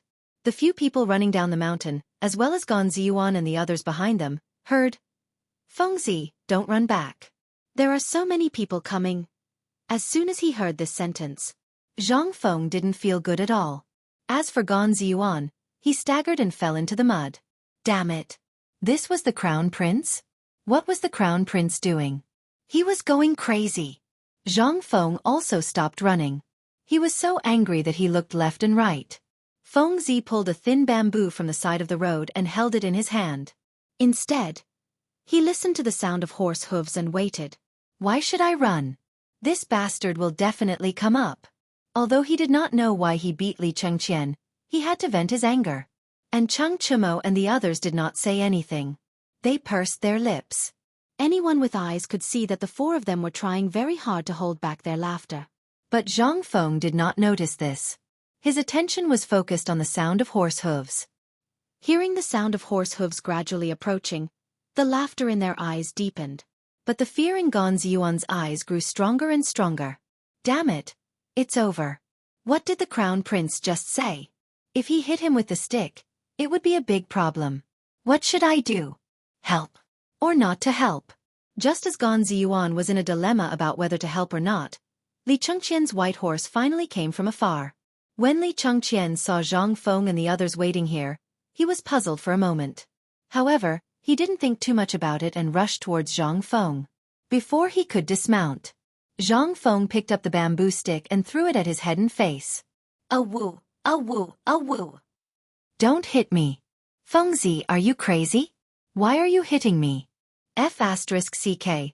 Stop, stop. Holy shit. Li Chengqian was badly beaten. Most importantly, this thin bamboo stick only hurt when it hit someone, but it didn't leave any wounds. At this moment, Li Chengqian was grimacing in pain as he kept shouting, Iron Bull, you motherfastrous cur, are you still watching the show? Come and stop the fight. What is the meaning of this? F***ck. Awoo, stop hitting him, stop hitting him. If you keep hitting him, do you believe that Lao Tzu will get angry? Awoo. Before he could finish speaking, a high-pitched scream was heard. Li Chengqian had never been beaten in his life. This beating stupefied Li Chengqian's entire person. Finally, Cheng Chimo and the others couldn't stand it anymore. Cheng Chimo lifted Zhang Feng up as if he was carrying a chick. Fengzi, calm down. Calm down. Put me down. Pick me up. Who was the one being impulsive? Zhang Feng's anger had also subsided. However, He still felt uncomfortable when this matter was mentioned. Fengzi, calm down. Listen to what he said. Don't you know him? Even if you give him 10 guts, he won't dare to say anything bad about you, right? Du Go also hurried forward to persuade him. Zhang Feng thought for a moment. He struggled out from under Cheng Chumo's iron pincers and asked, "What did you shout at the foot of the mountain just now?" Didn't I just shout that something happened and a lot of people came? What's the big deal? Did you beat me up because of this? Zhang Feng was dumbfounded and slapped himself hard on the face. Cheng Chumo and the others were also dumbfounded. Li Chengqian was even more dumbfounded. Did this guy do it because of this? Hit me? Zhang Feng finally remembered something at this time. When the sound was transmitted in the wind, there would be a deviation. Why didn't I think of it just now? However, he had already hit him. What could Zhang Feng say? He coughed and said, "Do you know why I hit you?" How would Li Chengqian know? He stared at Zhang Feng and clenched his fists so hard that they made cracking sounds. Seeing this, Zhang Feng didn't dare to say anything. He hurriedly calmed himself down and said, "I asked you to go down the mountain to do something, but you just went down the mountain and ran up. 3 points will be deducted from this semester's credits, but for your sake, this meal will make up for those 3 points." Bang! Before Zhang Feng finished speaking, Li Chengqian's fist landed on Zhang Feng's stomach. What the F***ck? I thought you were doing it for something. You hit me for this? What the F***ck? Look at the foot of the mountain. What's at the foot of the mountain? Li Chengqian was about to cry. Although he punched out, it just tickled Zhang Feng's stomach. It didn't hurt at all. He didn't dare to hit Zhang Feng. This was an unexpected disaster. This was simply an unexpected disaster. However, at this time, Zhang Feng and the others were also dumbfounded when they looked at the foot of the mountain. Zhang Feng patted Li Chengqian on the shoulder and asked blankly, "Li Chengqian, who are those people running wildly at the foot of the mountain?"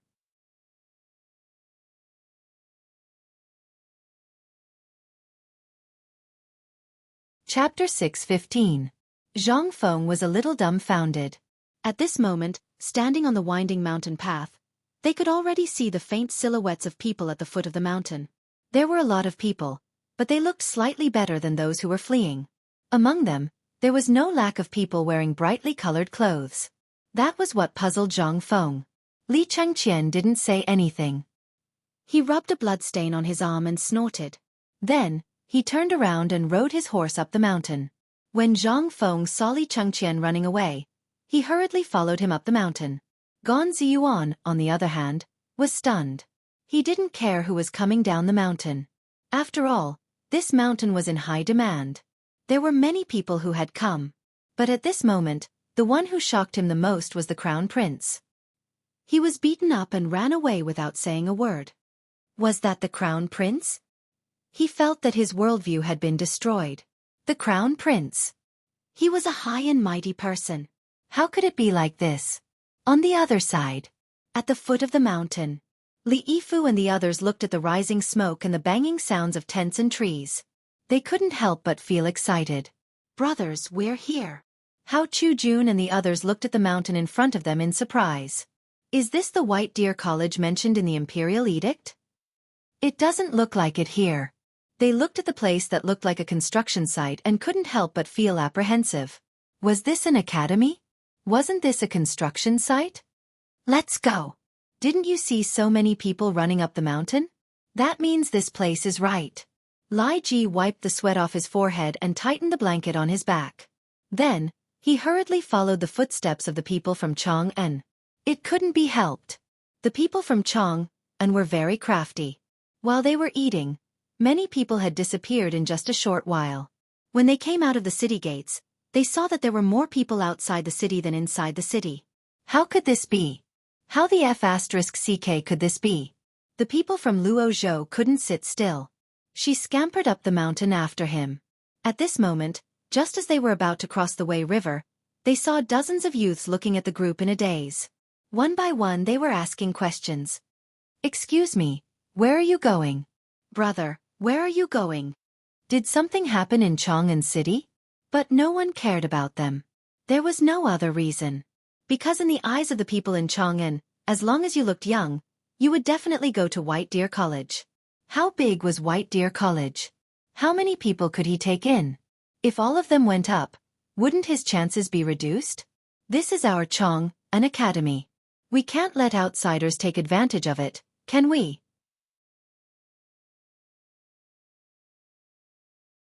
Therefore, as long as someone asked, the better ones would reply that they didn't know, and the worse ones wouldn't even look at them. It was as if he had met his mortal enemy. At this time, Hao Chu-jun and the others had just passed by these people and saw the honest Lai Ji being pulled by the arm. Brother, may I ask where you're heading to? I don't know, ask someone else. Without waiting for Lai Ji to speak, a fair and plump Chongan youth who had just passed by said something in a low voice and then pulled Lai Ji forward. Kid, if you want to go to White Deer College, don't interrupt. If you dare to say anything, your chances of entering the school will be reduced. At that time, you can do as you see fit. Under the gaze of the youth, Lai Ji nodded. Oh, Lai Ji replied. He turned around and said, Brother, you're going to White Deer College too. Look, we're all going to White Deer College. Li Yifu and the others were dumbfounded.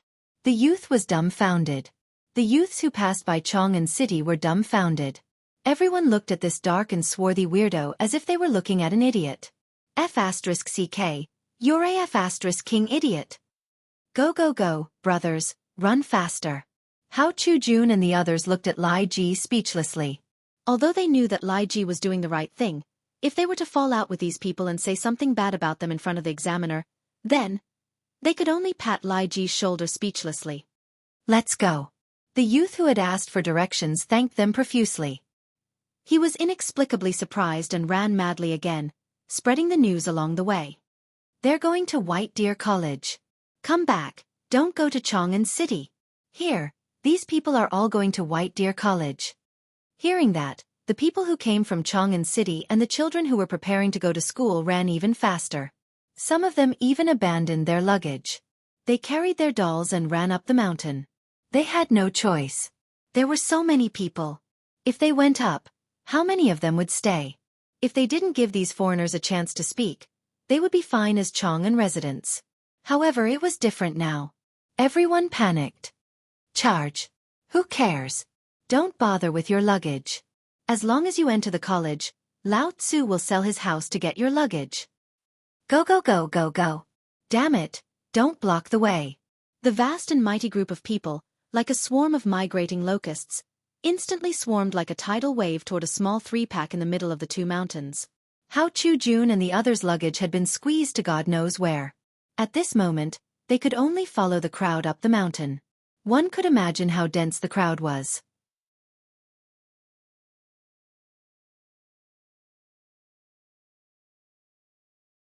Chapter 6:16. On the mountain. Li Chengqian was sitting in a carriage at the entrance of the mountain. A guard disguised as a servant was rubbing medicine all over his body. Li Chengqian was in so much pain that he was grimacing in pain. At this moment, Li Chengqian's guard at the foot of the mountain rushed up the mountain. Prince Zhang, bad news, bad news. Something has happened at the foot of the mountain. There are about 3,000 people at the foot of the mountain. Although most of them are in disguise, most of them are young people. It's suspected. What? Zhang Feng could not help but turn pale with fright when he heard this. At this moment, Li Chengqian glanced at Zhang Feng proudly. Now you know how to be anxious? Li Gan, Uncle Li, who are these people? Zhang Feng was anxious. Could it be that they had encountered bandits? At the thought of this, Zhang Feng could no longer remain calm. This was a possibility, a real possibility.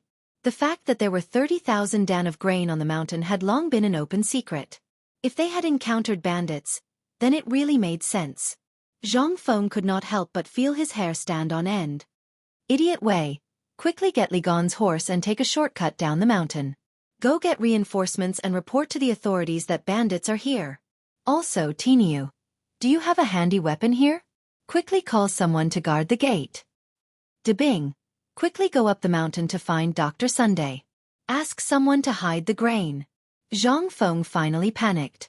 He finally knew why this guy was so anxious. Damn, so many people had come. Why did they not even let out a fart when they went up the mountain? Could it be that this guy had a card up his sleeve? Or, Zhang Feng could not help but feel relieved. Cheng Chimo and the others stood there motionless, allowing Zhang Feng to jump up and down like a monkey. It seemed that they had already thought of something. Looking around, Zhang Feng only saw the citizens of Tonghui Lane standing behind him with a common enemy, while Chen Tinyu and the rest looked left and right. No, this isn't right. Zhang Feng suddenly thought of something. If the bandits were here, Li Gan would be the most anxious one. He was the one who found the craftsmen and paid for the construction of the academy. If the bandits were here, he would be the most anxious one. But this guy was still so carefree. Something was wrong. Involuntarily, Zhang Feng's anxious heart calmed down for a moment. Li Gan? Brother Li, Uncle Li, tell me, who is the person down there? Uncle Li. F***CK. Lao Tzu won't wait if you don't say anything. Zhang Feng also lost his temper. You're not going to tell me? Did Lao Tzu not know how to wait? Zhang Feng couldn't help but sit down as well. Old He and the others looked at each other. At this time, if they could not see anything, then they would have lived in vain.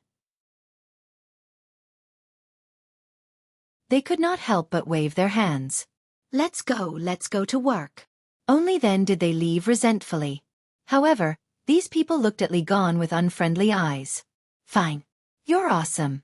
You offended Feng Zi today. You'll have to eat, right? When the time comes, Lao Tzu will add some spice to your sauce. At this time, Cheng Chimo and the others also gathered around Li Chengqian and sat on the bus openly. Wei Shuyu even brought a chair and sat at the mountain entrance. She even held a shoulder pole in her hand, looking ready to fight if there was any disagreement. They did not have to wait too long. After all, the time it took for Li Chengqian to go back and forth was enough for them to go up the mountain. The first batch of people went up the mountain. They stood impatiently at the mountain entrance. Those who knew Zhang Feng pointed at Zhang Feng and shouted in surprise. Look, he's Zhang Feng. He's Zhang Feng. He's waiting for us. Hurry, tidy up and greet the teacher. Clang. Zhang Feng was dumbfounded. Cheng Chimo and the others were also dumbfounded. Even the shoulder pole in Wei Shuyu's hand fell to the ground. Fengzi, I say. What's going on? Zhang Feng did not know. However, when he saw Li Gan's donkey face, he could not help but roll his eyes. He got up and cupped his fists. Everyone. I'm Zhang Feng. What can I do for you? Everyone saw. They hurriedly bowed with various etiquette. Student Zhang San greets the teacher. Student greets the teacher. Greetings the teacher. Voices rang out in unison at the entrance of this small mountain gate. In an instant, everyone in the White Pants Academy heard it. Everyone forgot what they were doing and stared blankly at the mountain entrance. The large group of young people were dumbfounded. Damn, what's going on? Where are the bandits going up the mountain?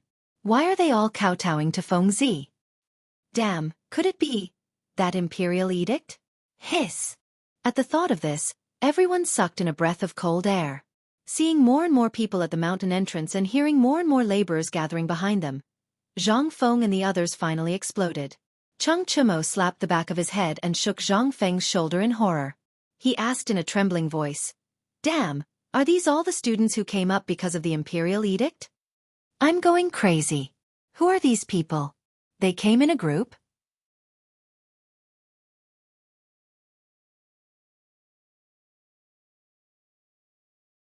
Chapter 6:17. At the mountain gate, in the eyes of everyone, Zhang Feng was wearing a Confucian robe. Although he was standing quietly in the wind, he gave people the feeling that he was so elegant and free. At this time, everyone only felt that Zhang Feng was like a great Confucian, lowering his head and pondering. And they all knew the masters behind Zhang Feng. After all, who dared not to know the four great devils of Chang'an? And they were of the same age. Needless to say, Zhang Feng was actually able to make them submit to him? They did see Li Chengqian when he was riding a horse and running wildly. At this time, seeing Li Chengqian sitting there with scars on his neck and the back of his hand, how could they not know that he was beaten? Who hadn't experienced it? But who was this? This was one of the four great devils. He dared to beat him? And he beat him so obediently. Damn. This Zhang Feng was indeed not ordinary. Seeing that Zhang Feng didn't speak, everyone became more respectful and couldn't help but lower their backs. Behind them, more and more people rushed to the mountain gate. The mountain gate couldn't hold them, so they stood on the hillside near the mountain gate and bowed respectfully. And behind Zhang Feng, Gan Ziyuan, Eunuch Gao, Ma Zhou, Zhang Tufu and his son all came. Looking at the scene in front of them, they couldn't help but be dumbfounded. At this time, Li Chengqian was also frightened by the people behind him. Not for anything else but because there were too many people. How much food was there on the mountain now? Are these people here to eat up the rich? He glanced at Du Go, who was actually hurriedly flipping through the account book. Several people unanimously refused to stand beside Zhang Feng and hurriedly asked, Fengzi, aren't there too many people? So many people, my God. Are they here to eat the rich? What should we do? Do you want me to ask the servants to drive them away? It was fine if Li Chengqian didn't speak. As soon as he spoke, Zhang Feng exploded. He grabbed Li Chengqian's shoulder and shook him desperately. Why? Why didn't you say so earlier? Why didn't you say so earlier? Where did you go earlier? Li Chengqian was speechless. Mother *Ker, the moment I went up the mountain, you gave me a good beating. Now you're giving me a chance to speak? F***CK. Then why didn't you tell me when you went up the mountain? Lao Tzu doesn't want to talk about it. What can you do about it? Zhang Feng knew that he was in the wrong, so he raised his middle finger speechlessly. What are you waiting for? Aren't you going to register it? Zhang Feng glared at Du Go and the others. Only then did they stifle their laughter and hurriedly move the things. Wei Shuyu and Cheng Chimo, on the other hand, had nothing to do. They stood at the entrance, each holding a shoulder pole. They glared angrily at the crowd at the entrance and roared, "Shut up!" Those who want to enter the academy, line up for Lao Tzu. Don't talk. Whoever dares to say a word will be kicked off the mountain by Lao Tzu. You take your men and hold the line. Whoever dares to cause trouble, break their legs and throw them off the mountain. Cheng Chimo's roar was very useful. At the very least, it intimidated the crowd. Zhang Sun Chong climbed up the sentry post and took a look at the foot of the mountain. He saw that the winding path from the top of the mountain to the foot of the mountain was densely packed with people, extending into the distant fog. Zhang Sun Chong couldn't help but gasp. Oh my God! Why are there so many people? Zhang Sun hurriedly climbed down the sentry post and pulled Zhang Feng, saying, Fengzi, there are more people at the bottom of the mountain than on top of the mountain. There are at least 1,000 people. What should we do? There are so many people. Can our academy fit all of them? When the others heard this, they were also shocked. They hurriedly gathered beside Zhang Feng. Zhang Feng frowned. However, there was not much worry in his eyes. This was the result that he wanted. It's just a few thousand people. It's not a big deal. Which school in the future doesn't have that many people? Zhang Feng glanced at Du Go and patted his shoulder, saying, Kid, do you know why I want to build a 3-story building? If we do it the way you said, even if there are 10 Shao mountains, it won't be able to fit so many people. Indeed. Even the Imperial College of the Tang Dynasty only had a few people. At most, it could only hold about 100 people, all right? However, what about White Deer College? The college had not been built yet, but there were already so many people. What would happen after it was built? What would happen then? Just this scene alone was enough to shock the world. Not to mention after the college was opened. However, what should they do with so many people? What about the admission procedures? Fengzi, there are so many people. Are you going to accept all of them? I've observed for a while. Among these people, there are many who just want to make a living. You want these people too? That's right, Fengzi. Are you going to accept all of them? You have to think carefully. Even the Imperial College only has about 100 people in a year. You can't do it. Zhang Feng frowned slightly. Looking at the crowd at the entrance of the mountain, he could not help but come up with a brilliant plan. How about this? Dabing, Li Gan, and Tai Nyo, I'll give you a heavy responsibility now. When they heard this, they hurriedly asked, What responsibility? The admission examination.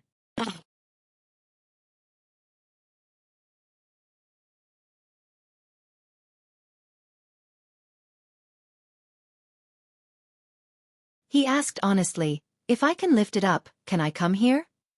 Zhang Feng nodded. Cheng Chumo impatiently urged.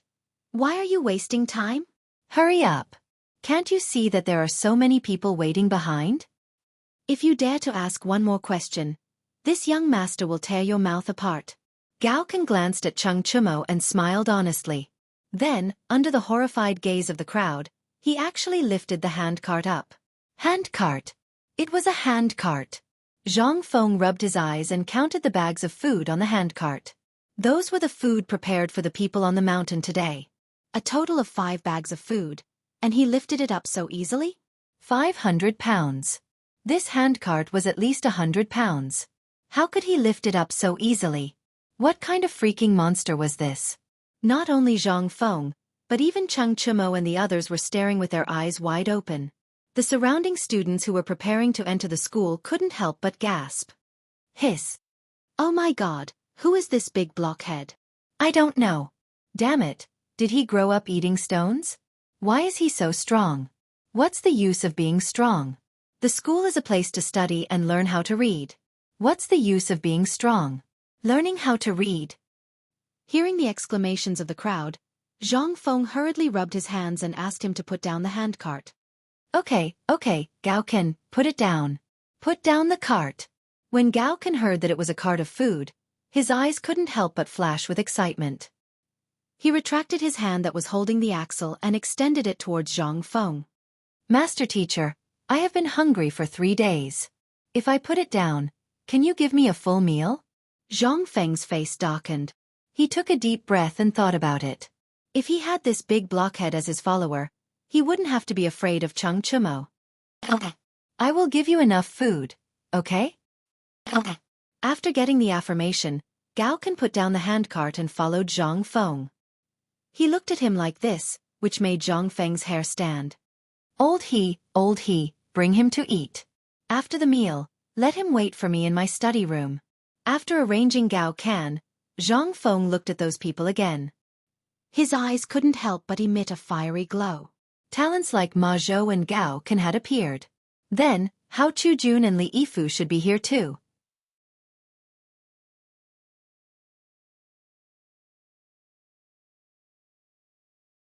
Chapter 619. Zhang Feng was looking forward to it. Looking at the crowd, he sorted out his emotions and made his voice sound even more dignified.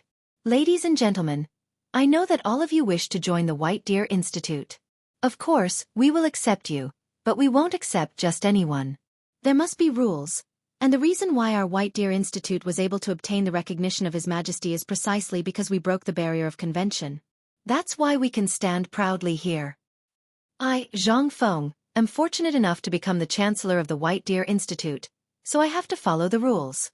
Confucius once said, "You can't give up on books." In this world, there is no free food. Therefore, the first rule of entering the White Deer Institute is that you can either write, read, or know how to make a living. Otherwise, you can be like Gao Kansas. Not to mention lifting this cart, as long as you can lift 2 sacks of food, my White Deer Institute will accept you. However, if you can't even do this, then this construction site still needs manpower. You can treat it as if you're looking for a place to make a living. There will be enough food. What? What kind of rule is this? The imperial edict didn't say anything like this. Prince Zhang, why are you doing this? That's right. We are all poor people. How can we be literate? If we were literate, we wouldn't be. Bam! The moment Zhang Feng finished speaking, everyone who came out of the mountain gate was in an uproar, like a pot of boiling water. While they were chattering, Cheng Chumo suddenly punched a log that was as thick as a rice bowl. Instantly, the log broke into 2 under everyone's horrified gazes. Cheng Chumo imitated Zhang Feng's mannerisms. He put his hands behind his back and shouted pretentiously, "This is the rule. This is the rule here. If anyone doesn't follow the rules, this log will be their example. Now, let's begin the registration." His act was perfect, but Li Chengqian and the others behind him stared straight at Cheng Chumo's swollen right hand behind his back. They couldn't help but silently give him a thumbs up. Awesome. Awesome. That was awesome. In order to act cool, he even gave up his hand. And Cheng Chumo's voice was enough to deter them. At this moment, Everyone finally behaved themselves.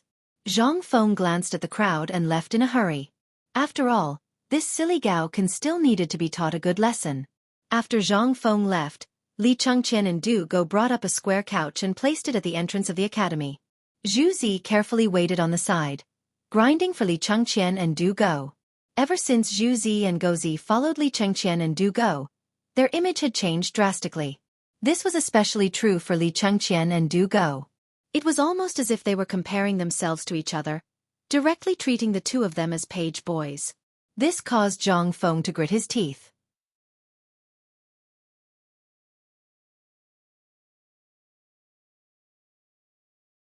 If you can't even do it yourself, you'll be the scum of the Tang dynasty once you leave the academy.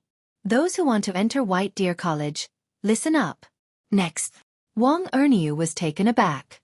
Finally, he cupped his hands at Hao Chujun and left. Name: Hao Chujun of Anzhou.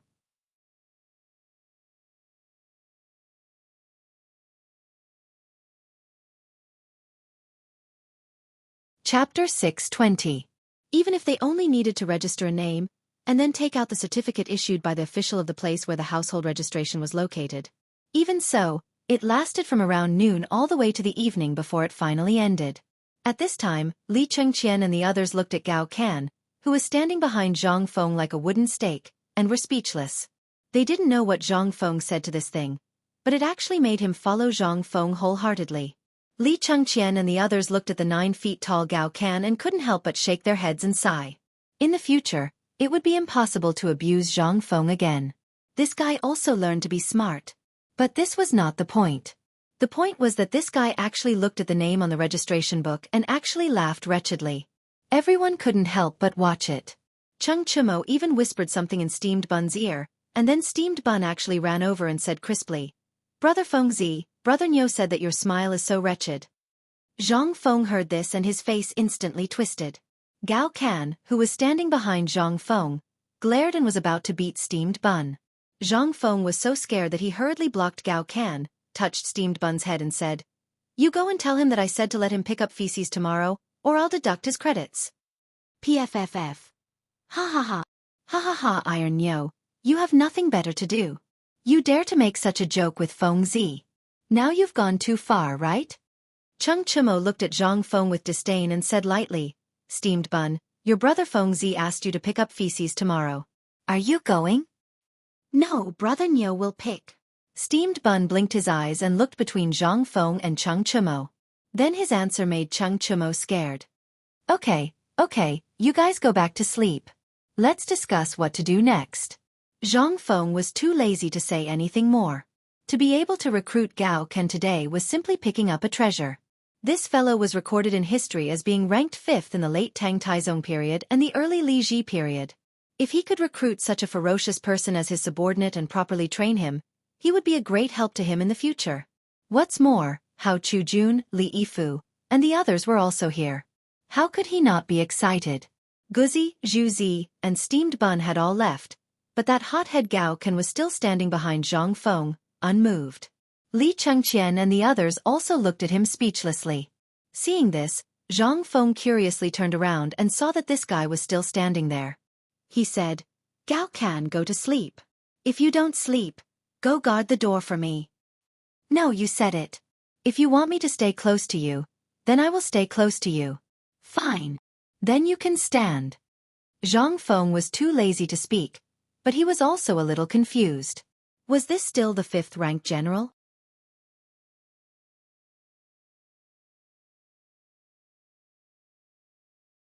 I was just recording.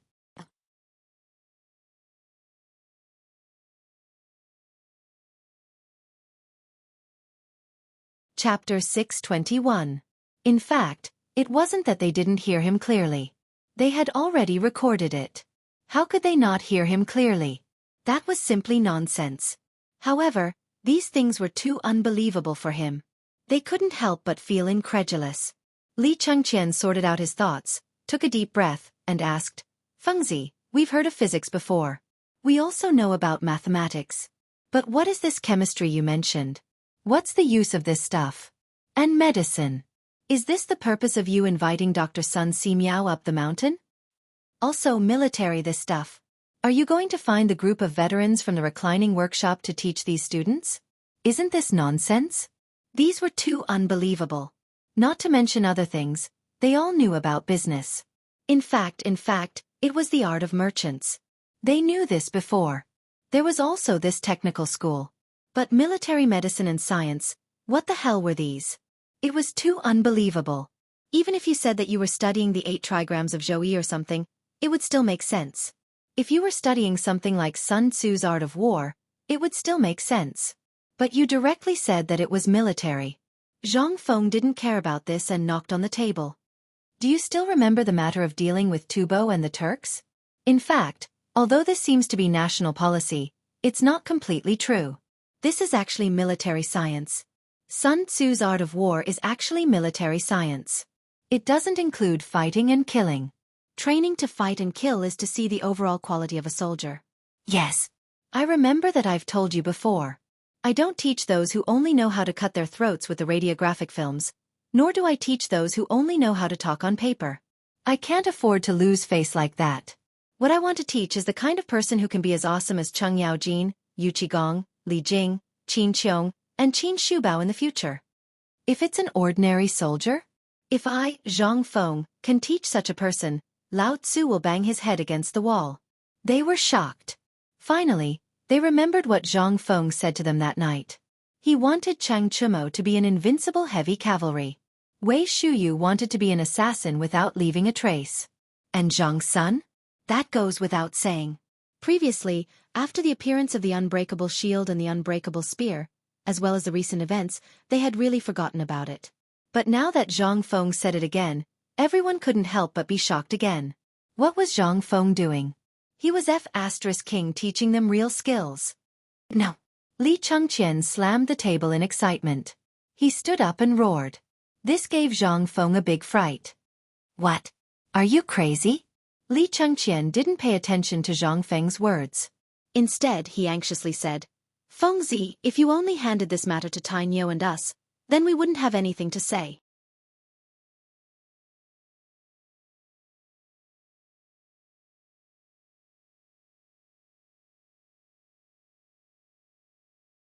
Chapter 622.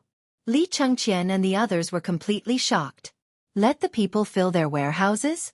Even the Emperor of Qin and the Emperor of Han didn't dare to say such a thing. How could a small research institute of White Deer College come up with such a thing? Since they were shocked, they hurriedly asked. However, Zhang Feng wouldn't say anything even if he was beaten to death. He only said a few words in a despicable manner. All you need to know is that the core of White Deer College is actually for the 3 big factories, the steel factory that is invulnerable, the loom that doesn't require manpower and can weave 3,000 feet of cloth in a day, and the rubber factory. That's all. As for the rest, you will know when the time comes. The core isn't the research institute? Du Go was dumbfounded. However, Zhang Feng rolled his eyes at him. Li Chengqian then said dizzily, What Feng means is that this research institute is a secret of White Deer College that no one other than the few of us can know about. Du Go nodded in realization. He pointed at Gao Can, who was snoring like a wooden stake, and said, What about him? He heard it too. The others were speechless. What kind of godly person was this? How could he fall asleep at this time? No wonder Feng Zi would let this guy be his follower. Wasn't this 2F** king useful? However, there's still a main problem now, Feng. Zhang Sun spread his hands and said, No matter how awesome you say it, you still lack manpower. Don't tell me you're going to tire yourself to death with these thousands of people? When Zhang Feng heard this, he finally understood. It was true. There were so many people and he was alone. He was going crazy. Zhang Feng touched his mouth and pondered for a long time, but he couldn't think of a solution. This Chong and University was basically a cover-up and prepared for those who really didn't have much talent. After the first semester, those with poor grades would be sent over. If Li Gang still couldn't solve it, then they would be kicked out. This was also a way to make use of trash. It couldn't be revoked for now. In that case, there was really no one to use. Zhang Feng could not help but sigh. Previously, he was worried that no one would come. That's right. What I'm worried about now is where will the people come from to guide these guys? You can't expect me to teach them word by word, right? Wouldn't he be exhausted to death? However, it was still early. There was still time. Zhang Feng rubbed his throbbing temples and waved his hand. Go to sleep. I'll only say this once. Tomorrow, I'll go down the mountain and wander around Chong and City to think of a solution.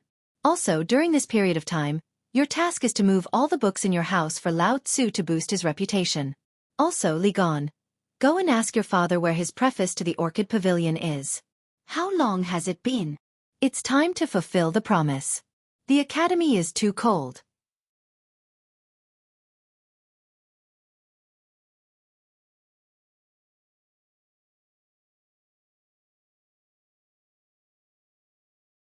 Chapter 623. The next morning. After saying goodbye to everyone, Zhang Feng went to Chong and City leisurely on a roller coaster. Although Li Chengqian tried to persuade him to sit in the great scholar sedan chair or ride his white horse, Zhang Feng didn't know how to ride a horse. Besides, he didn't want to be too conspicuous. At this time, some small vendors and stalls had already been developed at the foot of the ruined mountain. Even the traveling merchants had built a simple shed with trees and started to do small business in it. Not to mention that the business was not in Chong and City. For example, the barbecue cellar. Now the barbecue was mainly chicken and duck meat, which suited the taste of the hard work on the mountain. Even Cheng Chumo and the others went down the mountain from time to time to make some barbecue and drink a big barrel of beer. Then they went up the mountain while humming a song. Not to mention the common people. After a day's work, they went to drink a bamboo tube of beer at night. Although they couldn't afford the barbecue, at least they could smell the fragrance and drink the beer. At this time, standing outside Chong and City, looking at the mottled city wall, Zhang Feng had the illusion that he saw the city wall of Chong and City in the future. Sparse people were going in and out listlessly. On the way, he saw some teenagers who were excited to go to the academy. Entering Chong and City, the disaster victims in the city were obviously reduced a lot. Zhang Feng was a little puzzled. It seemed that the disaster was under control. But why were more and more people gathering on the mountain? It was not a good sign if it went on like this.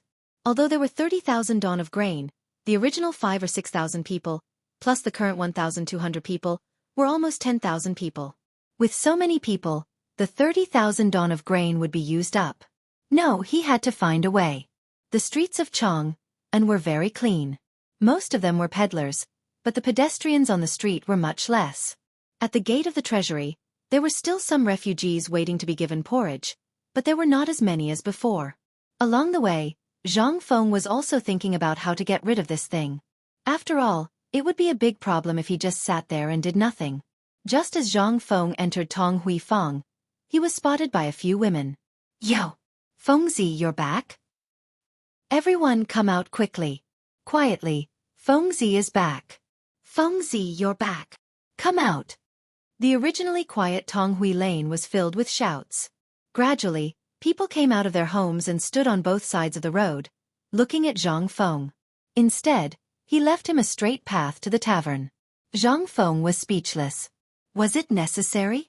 Wasn't it just a trip out? Why were they all so polite? Zhang Feng could only grin like an idiot as he clasped his fists and thanked everyone. With great difficulty, he finally made it to the tavern.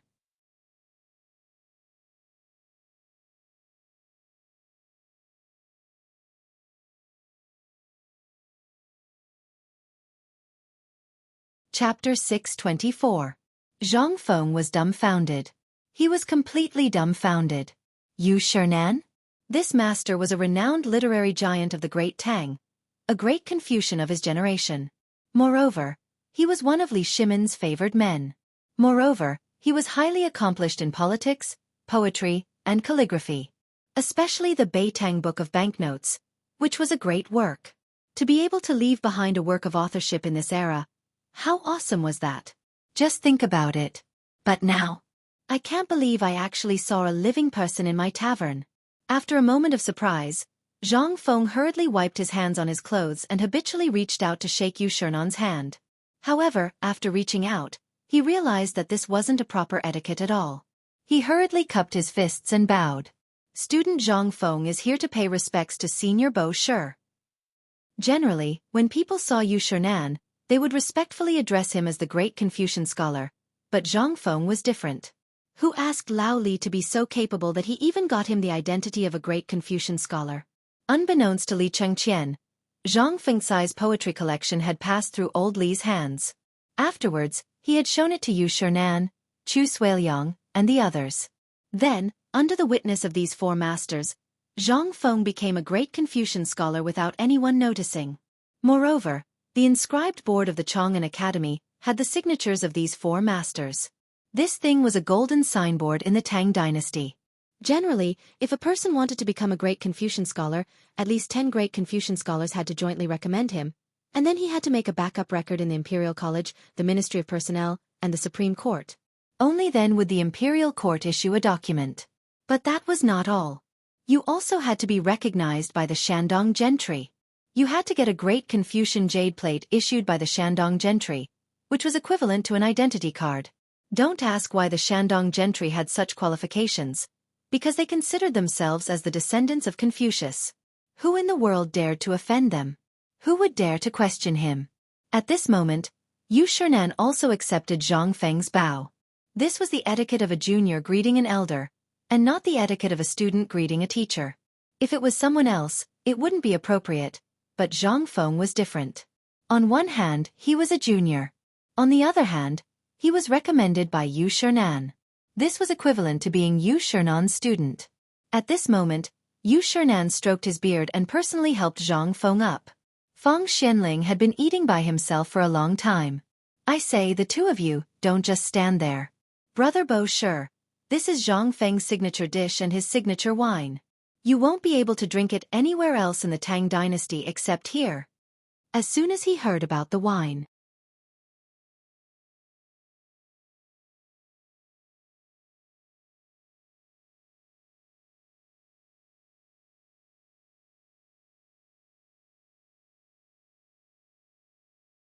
with some teaching they will make faster progress. Without teaching, they will naturally make slower progress, and even live in ignorance for the rest of their lives. Without considering a monster like you, the difference between those who have read books and those who have not can be reflected. Thus, the division of the upper and lower, the division of the 3 grades and 9 ranks, and the division of the social class came out. In ancient times, people practiced slash-and-burn cultivation, and it was difficult for them to survive. That was why there were groups of people for warmth and ethnic groups. After living in groups, they got more food, and there was trade between ethnic groups. And this led to a few things. Some people got more and some people got less. Therefore, there was selfishness. That was why there was everything after that. At birth, people are good by nature. Their natures are similar, but their habits are different. Yu Shernan said this very slowly, and the essence in his eyes made Zhang Feng a little shocked. But this was a matter of philosophy.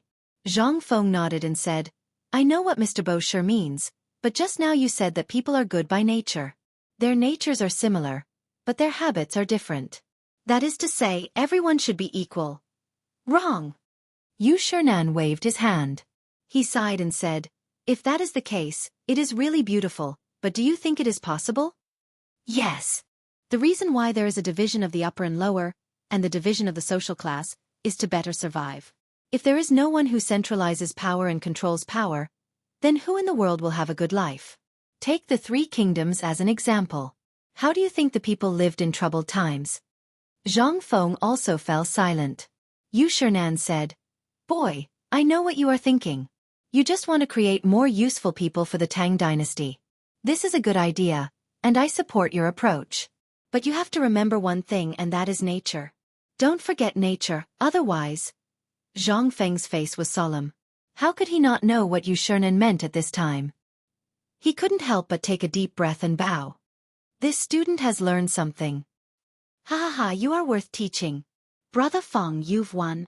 Yu Shernan laughed heartily.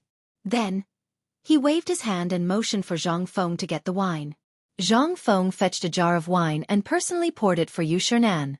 However, at this time, Zhang Feng suddenly thought of something.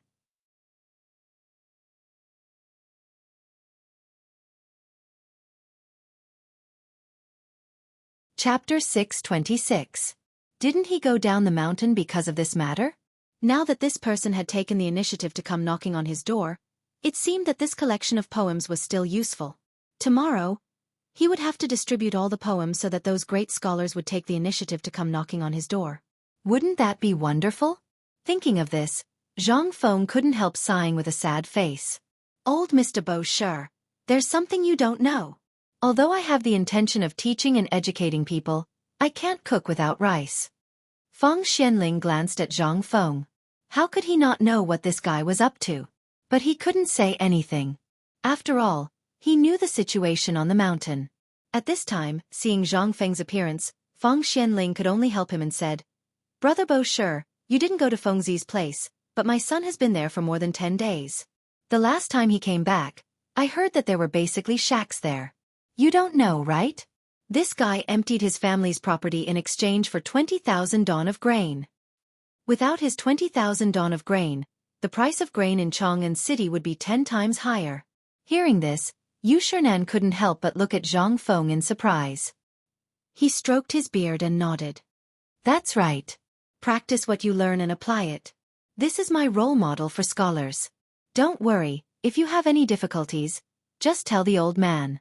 Although the old man isn't as magnanimous as you, and doesn't have 20,000 dawn of grain, there are many students from the old man. When the time comes, I'll write a letter to ask them to help the academy, and also show my sincerity. Hearing this, Zhang Feng hurried to the left. Thank you for your kindness, Mr. Bosher. Yu Shernan laughed heartily. The three of them drank a cup of wine and saw that Zhang Feng was still frowning. Yu Shernan asked again. It seems that you have something that you can't tell me? Of course. And it was a big problem. Hearing this, Zhang Feng sighed again and nodded. Yu Shernan narrowed his eyes. Let's hear it. The old man wants to see who is so bold as to go against the academy issued by the Emperor's imperial edict. Don't worry, old man will take care of this matter for you. Tell me what exactly. Old Mr. Bosher, this isn't a matter of who's against you. Like I said before, I can't cook without rice. Yu Shernan put down a piece of bacon in surprise and asked, Tell me about it. Seeing that Yu Shernan had taken the bait, Zhang Feng said, Everything is going well in the academy. In the past few days, we have accepted almost 1,000 students. If we count according to the number of students who have come to the academy in the past few days, it is estimated that there will be about 5,000 students. Yu Shernan couldn't help but cry out in alarm. So many people? What are you trying to do? Zhang Feng spread his hands. As this brat said, it's precisely to add some color to the Great Tang's flower scroll. Moreover, I've opened up many subjects, which is why so many of these poor people are flooding into my academy. I know what you are worried about. Yes, my academy does have a lot of people. However, only a few of them may soar to the sky. But what about the rest? Although my academy is not like the Imperial College, where some people are selected from the root, the people who can graduate from my academy can basically escape from poverty. And the key lies in the subjects that I have set up. Yu Shernan heaved a sigh.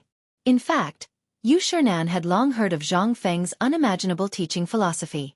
To be honest, in the beginning, Yu Shernan really didn't care about such things. He could find an experienced teacher in the market and learn for 3 to 5 years. Then he could reach a higher level and earn some money to support his family. Why did he have to come here? But when Zhang Feng mentioned the picture scroll, Yu Shernan couldn't help but accept Zhang Feng's idea. However, 5,000 people. One could imagine how much effort it would take to nurture all these people. If it was him, he wouldn't do it. However, the so-called subjects still aroused Yu Shernan's interest. Young friend, there are so many people. Are you sure they are all attracted by your subjects? That's what the old man couldn't figure out. In this academy, which one doesn't strive for excellence? It's easy for people like you to make up the numbers. Seeing that Yu Shernan was slowly taking the bait, Zhang Feng said, Mr. Bosher, although 5,000 people are a lot, it's still too little for the current Tang dynasty. I urgently hope that if there are 50,000 people, or even 500,000 people who can read, then the Tang dynasty can really be prosperous and the people can live in peace. What do you mean? It's very simple. Look at the current situation of the Tang dynasty. Basically, the trade and commerce has crossed Lingnan, Zhenla, Tubo Turks, and other countries. But this is only a small number of people. And among these people, who can really understand some exquisite trade? Besides, The best and most popular things in the Tang dynasty are tea leaves, silk, and ceramics. But these things are basically in the hands of a small number of people. Think about it. When the time comes, the Tang dynasty is bound to start the age of navigation. At that time, how can these little things meet the needs of the foreign people? How can the Tang dynasty really become a prosperous country? So, there's only one word. The Tang dynasty is poor. A.